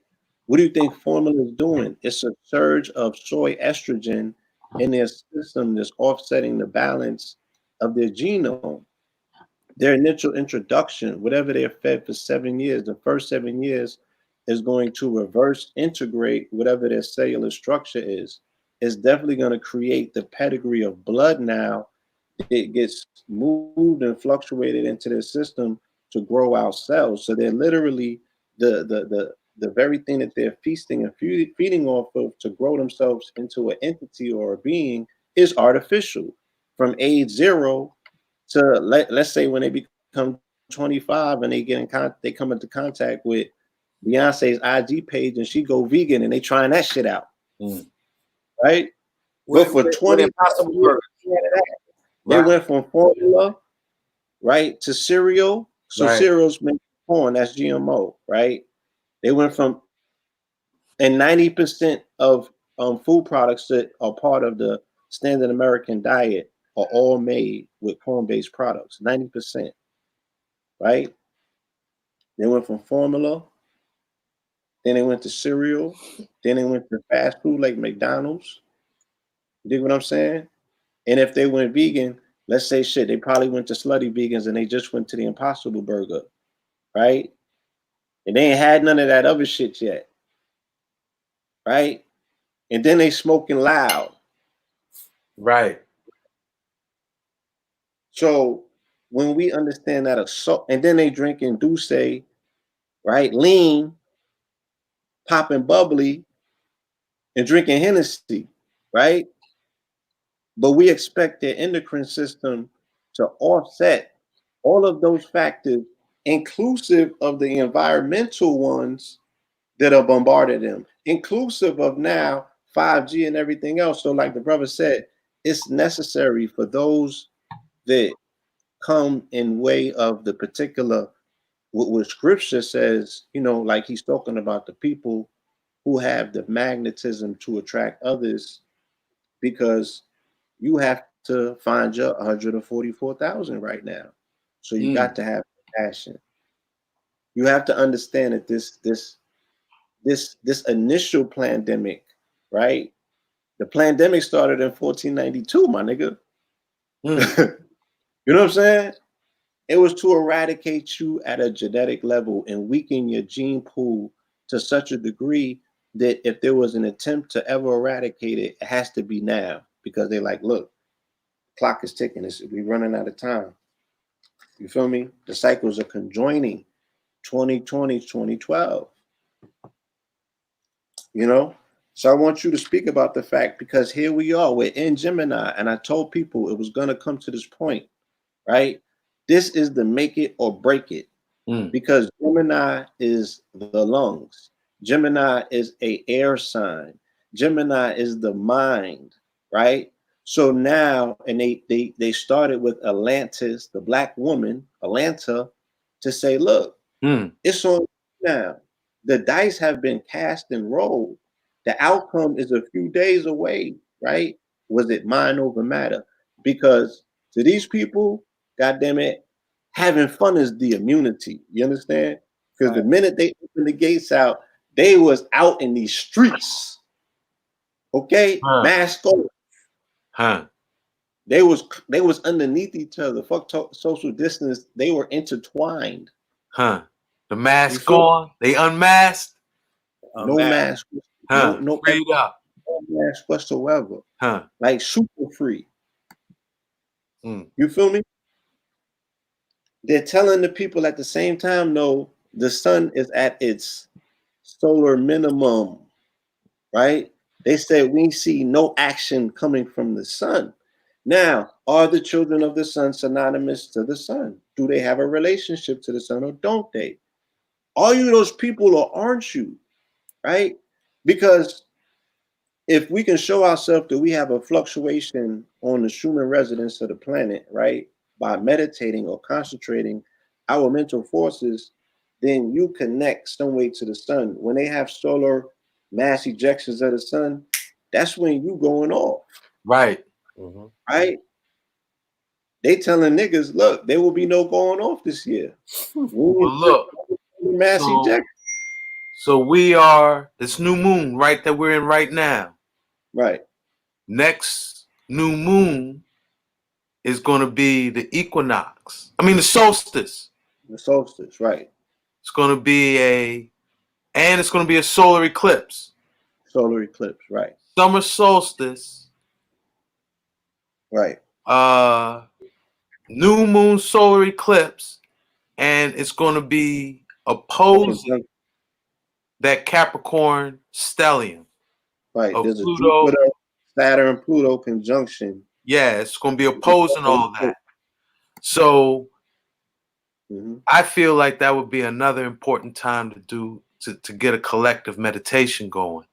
Oh, definitely. You know, we need to rally that.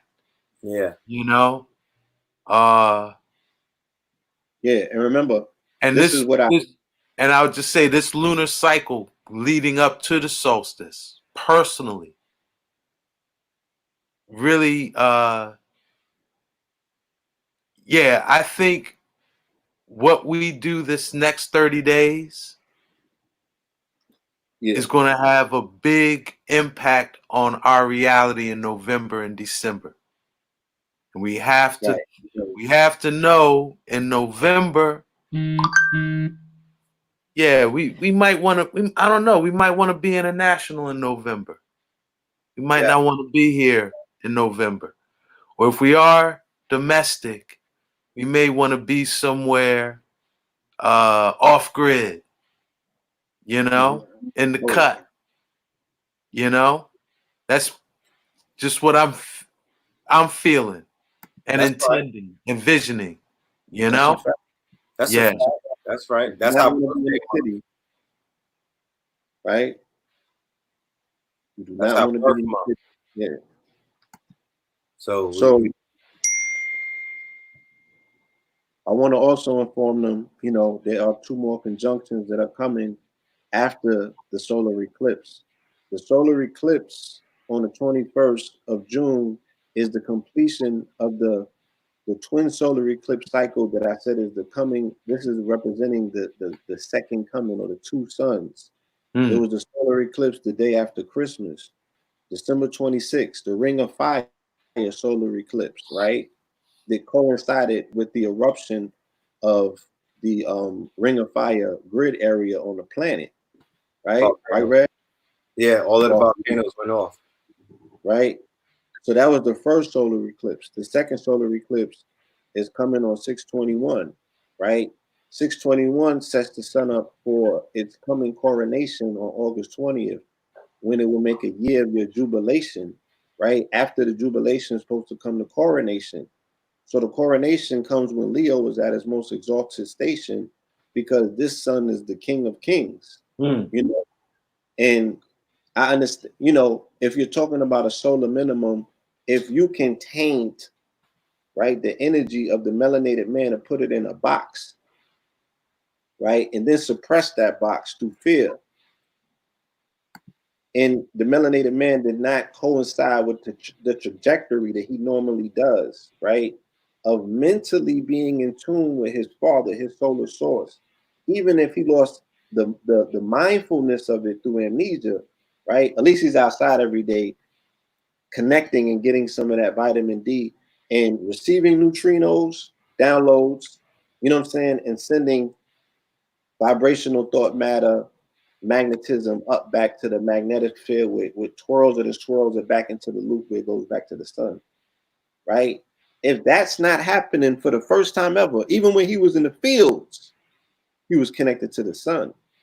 Right. But he's been disconnected from the sun and put into a box, right, by a man who they say, right, was responsible for putting them into a box in their home, right? Cancer, right? The sign that this country comes under. Let's be mindful. This is the social experiment, right? This is the great Masonic social experiment of the coagula, okay? And like the brother said, they even brought that up in Get Out. Yeah. Yeah, Get Out was Get Out was all about. It was all about more. Yeah. Niggas love talking about Babylon, but why you ain't get out then? Well, why would you stay in Babylon if it was falling? You got a contingency plan like a motherfucker, huh? I need to see the blueprints. You so confident. You want to be underneath the fall and build from up through that, or you have a contingency plan to get out of the way, because that's the only thing that would make sense, right? So it's almost like we're playing a lot of games here. You're looking at it fall on you instead of looking at it from the mountaintop fall from afar. Why would you want to do, you know what I'm saying? Like, why would you want to swap that out for that? Mm. So, you know, they're attributing it to a man who found his company on April 4th, 1975, right? And he stepped down from that company 44 years later. Okay. And for the logo of this company, he had 4 boxes in a window, right? And for his entertainment unit, what does he call the shit? Xbox. And how many people was on the shit, right? During the pandemic, giving him more data, right? And energizing his endeavors more. Even he had the Microsoft, he has a Microsoft like hangout where businesses can run their managerial duties from, and it registered 44 million viewers. What's it called? Microsoft what? That's the meeting. Microsoft Teams, Yeah. right? So here he go with all of these 44s. And I was telling people from the jump, I said 44, the way that the 1% use it, they understand it, it's a containment unit, right? I don't have to control 7 billion people. I just need to control the box and then put everybody in the box. Right? So we go through the whole walk again. You live inside of a box. Everything around you is a box. Right? So just control the box because they're always reminded of the box. So now this particular person that thinks like this computationally, right? A dangerous mind, once he understands quantum, how to take the bit to the qubit, right? Like you said, where now it's not either or, it's both. And then some. And then some. You see it. Everything that you said that this would be, here we go. RAS BEN, you said it. You said it in November of 2019. Right? So you spoke about the fact that, you know, this Gemini thing was going to get interesting because Trump is a Gemini, right? He's a Gemini with a rising. And here we go. When we talk about the sun, we're talking about Leo, right? Hence the fact that he is attacking what right now? A Leo. Who? The 44th president. Who? Barack Hussein Obama. Yeah. He's going after the Gemini. I mean, he's going after the Leo. Right. The Leo, right? All the Leos are in distress. Even wait, hold on. Cohen came home today. Did you see the perp? Did you see his perp walk? Michael Cohen popped out of the fucking Uber with a mask on, coming out of federal jail. He came out. All of the reporters was there. Go and watch his perp walk. Remember, he in The Godfather, he's a consigliere to the Godfather. All his cronies. He cleaned up shop. Bro. Immediately after the impeachment, a person who they were attempting to throw out of his house put everybody in their house and got the keys to it, and he's still dangling. And he using the master keys to get all his cronies out of the arcane asylum. This is the Joker as the president. This shit is unprecedented, right? Well, Biff Tannen, Biff is back, nigga. Biff is here. Turn it up. His hand on the pulse of time, man. What? I saw Blue sent me a Back to the Future breakdown. Yo, Back to the Future is crazy. Yeah. Forget about it. Like, let's. And who else is Trump coming at? Steven Spielberg. We gotta do a whole show on the Back to the Future. Family, leave it alone. We've all got. Let's just keep moving. Let's go to Steven Spielberg snitched on him. He ain't like that. He been coming after him. Whoever's making these movies, right? I mean, that witchcraft is just that wizardry It's next level, bro. It is. The way that they pre-programmed the people with the 9/11 by putting all of the sigils and the glyphs for it in Back to the Future, and you already have the mental template, right? Neurocinematics, family. Look up and do research on neurocinematics. Your brain can't differentiate the rift between reality and illusion. Right? That's what the cinema does to you. You let down your guard and you receive it as reality. You cannot differentiate. Yeah, and what is the Kabbalah? To receive. To receive. Yeah. Who are the wizards in Hollywood? Who's cooking? The Kabbalists. Yeah. Yeah. Thank you. My lovely family, my KTLians, it's 11:11. I want to say that I love y'all. You know, I love you, Blue Pill. I love you, RAS BEN. Yes, sir. The family that's out here, all 845 of y'all. There's love. There's not a hate energy. Do not be ashamed to say that you are vibrating on the love energy, because love is God. That there's only two energies. You have to choose one, and you could be balanced, right? Because you know, somebody said Nat Turner was tapping into hate when he was going to war. No, he was tapping into love of his people. And love of your people you could come out in a pool of blood. Don't think love is weak. We could go to war with love and win it. You know what I'm talking about? That's what I started to say, that love is the path to the quantum. Of all day. If you want to start manipulating the quantum. The quantum. Get out, because this was the 0 point reference, right? Facts. Yo, you got to be on the love frequency to tap that 0 point reference. And if you want, and that from 0 point, yeah, you're the master, you're the creator, you know, you create your reality. God. And if enough of us do that, if we get a critical mass, that's why those group meditations is important.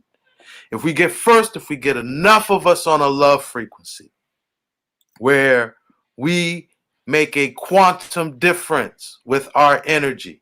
That's right. And then we coordinate, line things up, appointed time. Yeah, we will watch Babylon just crumble right around us, you know? Right around us. Right around us. It'll be right like around us. Yeah. We have the numbers, family. Yeah, so majority of us that are out here, we've went through the fire, right? The students and the teachers, we've burned off a lot of fat. So our hearts are beginning to become light as a feather. We qualify at this point in 2020 to say that we are going to tap into the love energy. Blue Pill and everyone, I've contributed to the 4-4 meditation. I did something monumental during the meditation. I'll share it one day. And I'm just saying that the love energy was proven to change the Schumann resonance. Right. We did it again on 4/19. Let's not forget that. We came back and did it again, and we have the receipts with the Schumann resonance for that day. We did something earlier today. I want to see the Schumann resonance for that coming out tomorrow. You feel me? We need to continuously keep doing it. These 30 days, like he said, are the most important. We have to understand that Gemini is about mind. That's about the mental. That's right. Taking advantage of the quantum mind. And today in particular, on the new moon, you set your intentions by way of invocations. So you need to write down your 10 invocations, still utilizing, you know, the pen and the paper. You feel me? Like do that alchemical ritual of carving in the wood your intentions. You know what I'm saying? And look, everything Rod's been talking about, I've been putting it all on the paper. I've been writing it all down because this is the ritual underneath the moon, right? You have to put it in the grimoire. You have to put it in the magic book. There's books that I've written. I went back to them, right? And I realized that I wrote out my script. I'm living out my script. I wrote it and forgot about it, right? And it's not necessarily that I forgot about it. I wrote it and I became the book.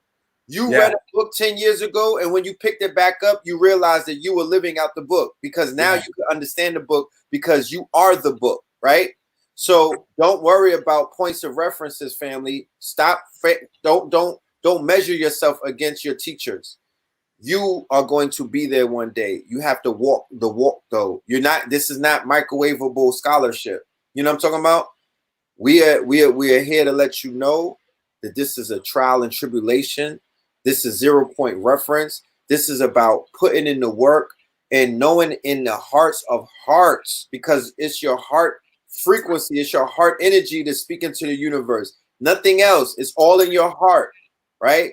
So if you have love for self, if you have love for culture, if you have love for the nation, if you have love for information, if you have love for the light, then you are on the right path.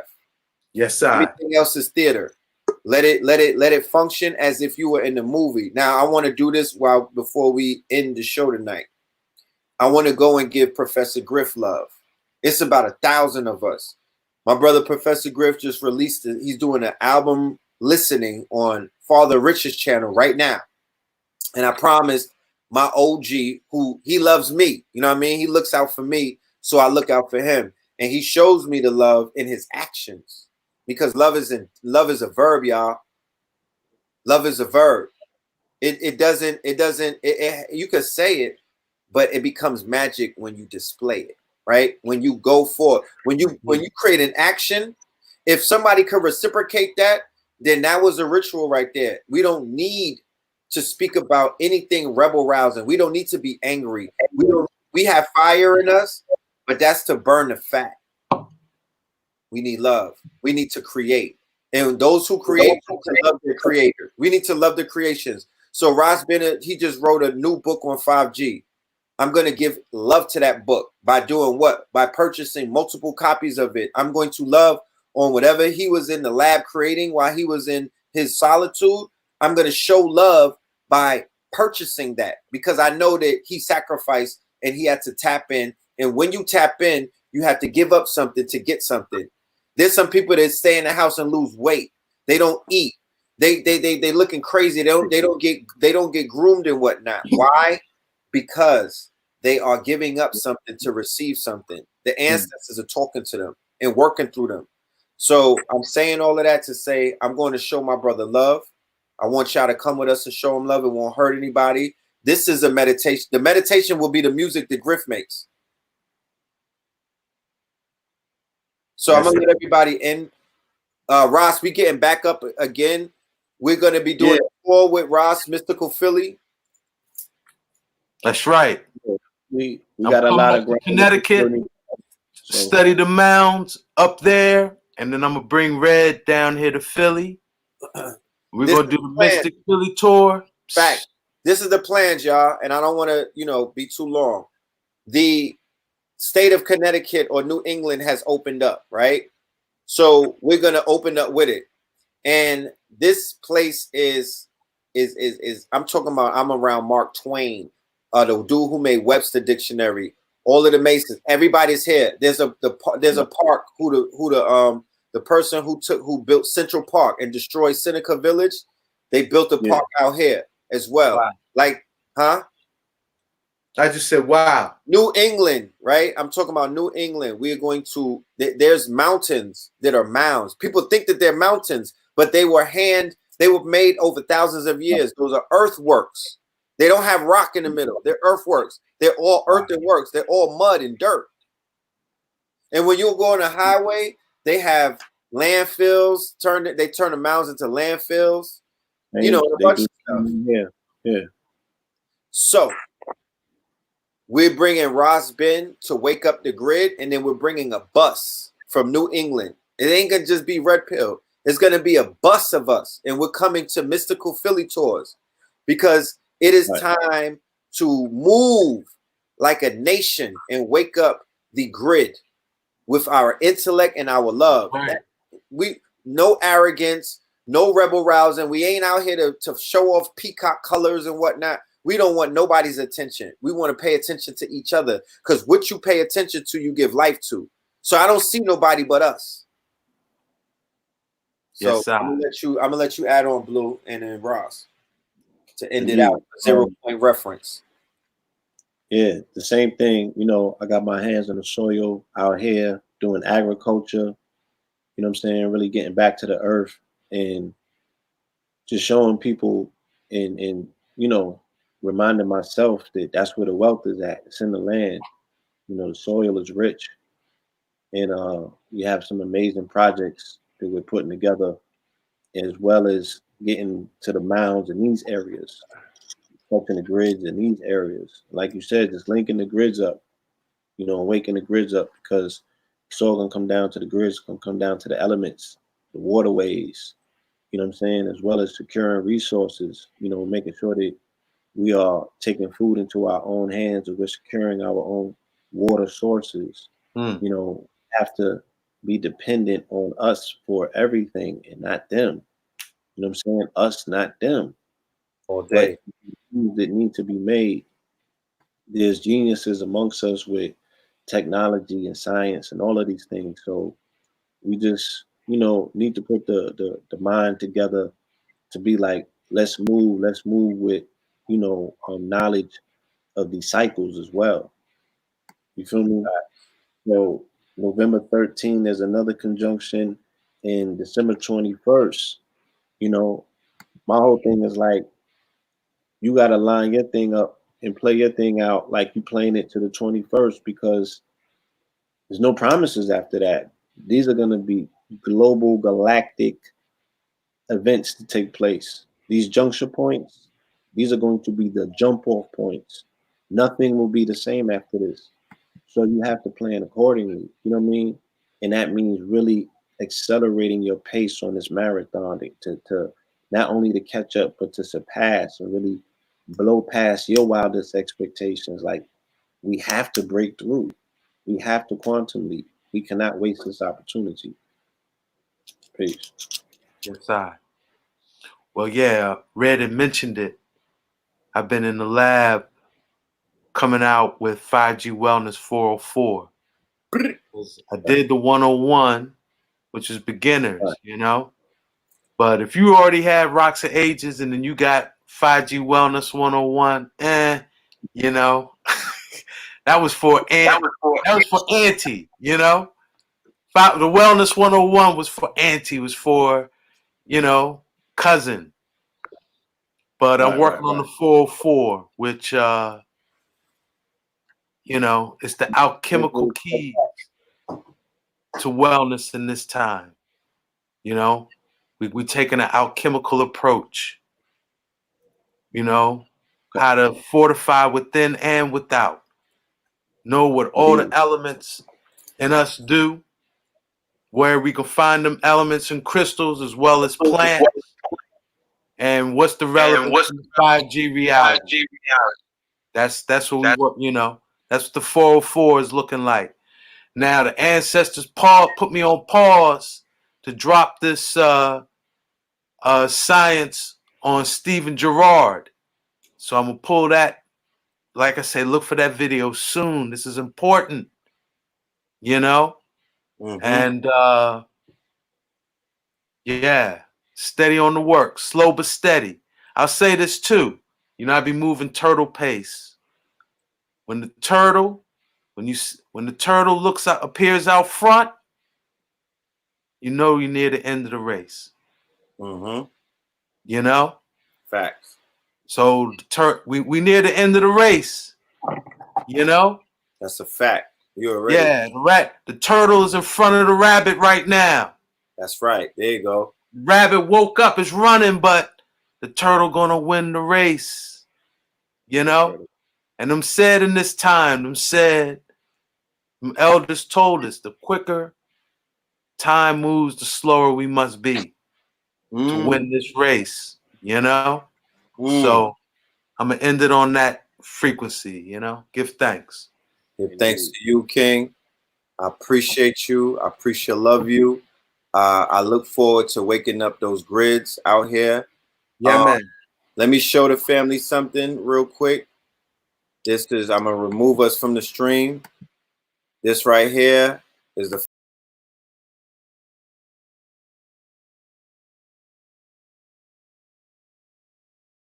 all of his books are on the flyer.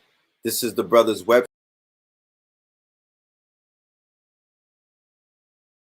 And get the books, collect his books, collect his. This man is an author. This book changed.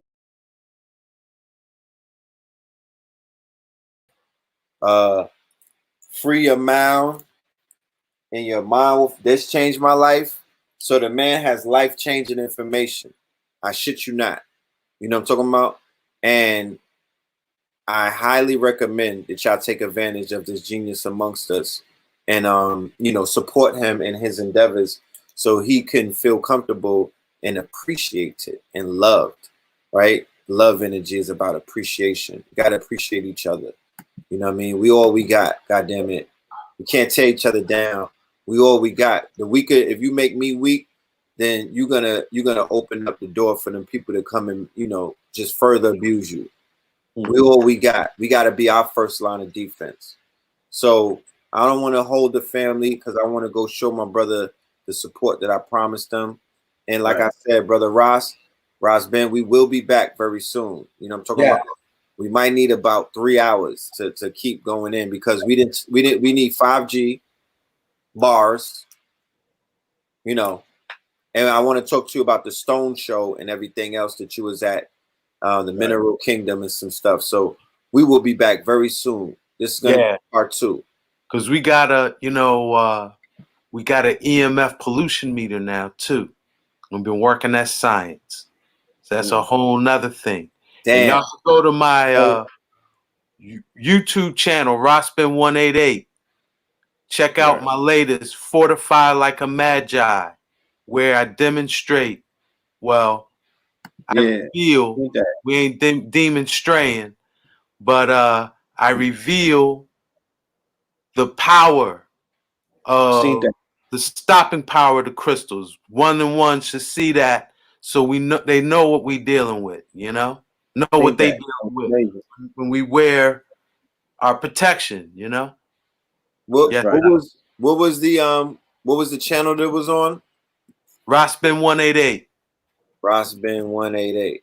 Yeah, I didn't put it on my website yet either because I'm in the process of updating my website. By the end of the month, I'm gonna have a brand new website, official shopping cart, all them official. No more DIY. Yeah. No more DIY websites coming official. So official. Soon come. So this is how we're gonna do it. Just for a gift for the family, we are going to conclude and we're gonna end the show out. We're gonna book in the show out with the item. Yes, sir. Gift side. So yeah. Need y'all to vibe with the vibes, yo. Yeah, man. Yeah. The soul,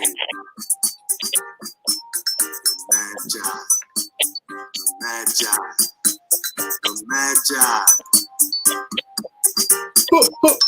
magnetizes, magnifies the magnificence. I magi nation, I vision of Eden restored, of Eden restored. The magi, the magi, the magi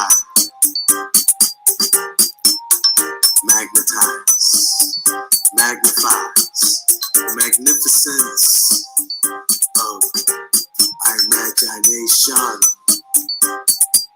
of ionization. In these changing times, we have to change and grow and evolve as well. Gotta grow to that magi, that wise mind. And I words, I thoughts, I intentions, magnetize, and we can magnify and attract the proper relationships and resources needed to be revitalized, empowered, prosperous, healthy, wealthy, and wise, like the magi in these times. Yes, I and I, as magi in this time, see Rastafari. See Rastafari. Yes, Rastafari. Magi. Selassie. Magnetize. Magnify. Magnificence of imagination. Magnetize. Magnify the magnificence of imagination. Rematriation. Repatriation. Ionization. The heart must be magnetic as well. Love, compassion, gratitude. These are magnetic emotions. Love, compassion, and gratitude. There's no room for hate, no room for malice in the palace. Love and gratitude is the attitude of the magi. Hate repels, greediness repels, anger repels. We must clean all that out. Love, gratitude, compassion. Yes, the magi, the magi, the magi magnetizes, magnifies the magnificence. I magi nation. I vision of Eden restored, of Eden restored. The magi, the magi, the magi magnetize, magnifies the magnificence of imagination. See Rastafari. See Rastafari. Powers of the Most High manifest. I and I. Powers of the Most High. I and I manifest as the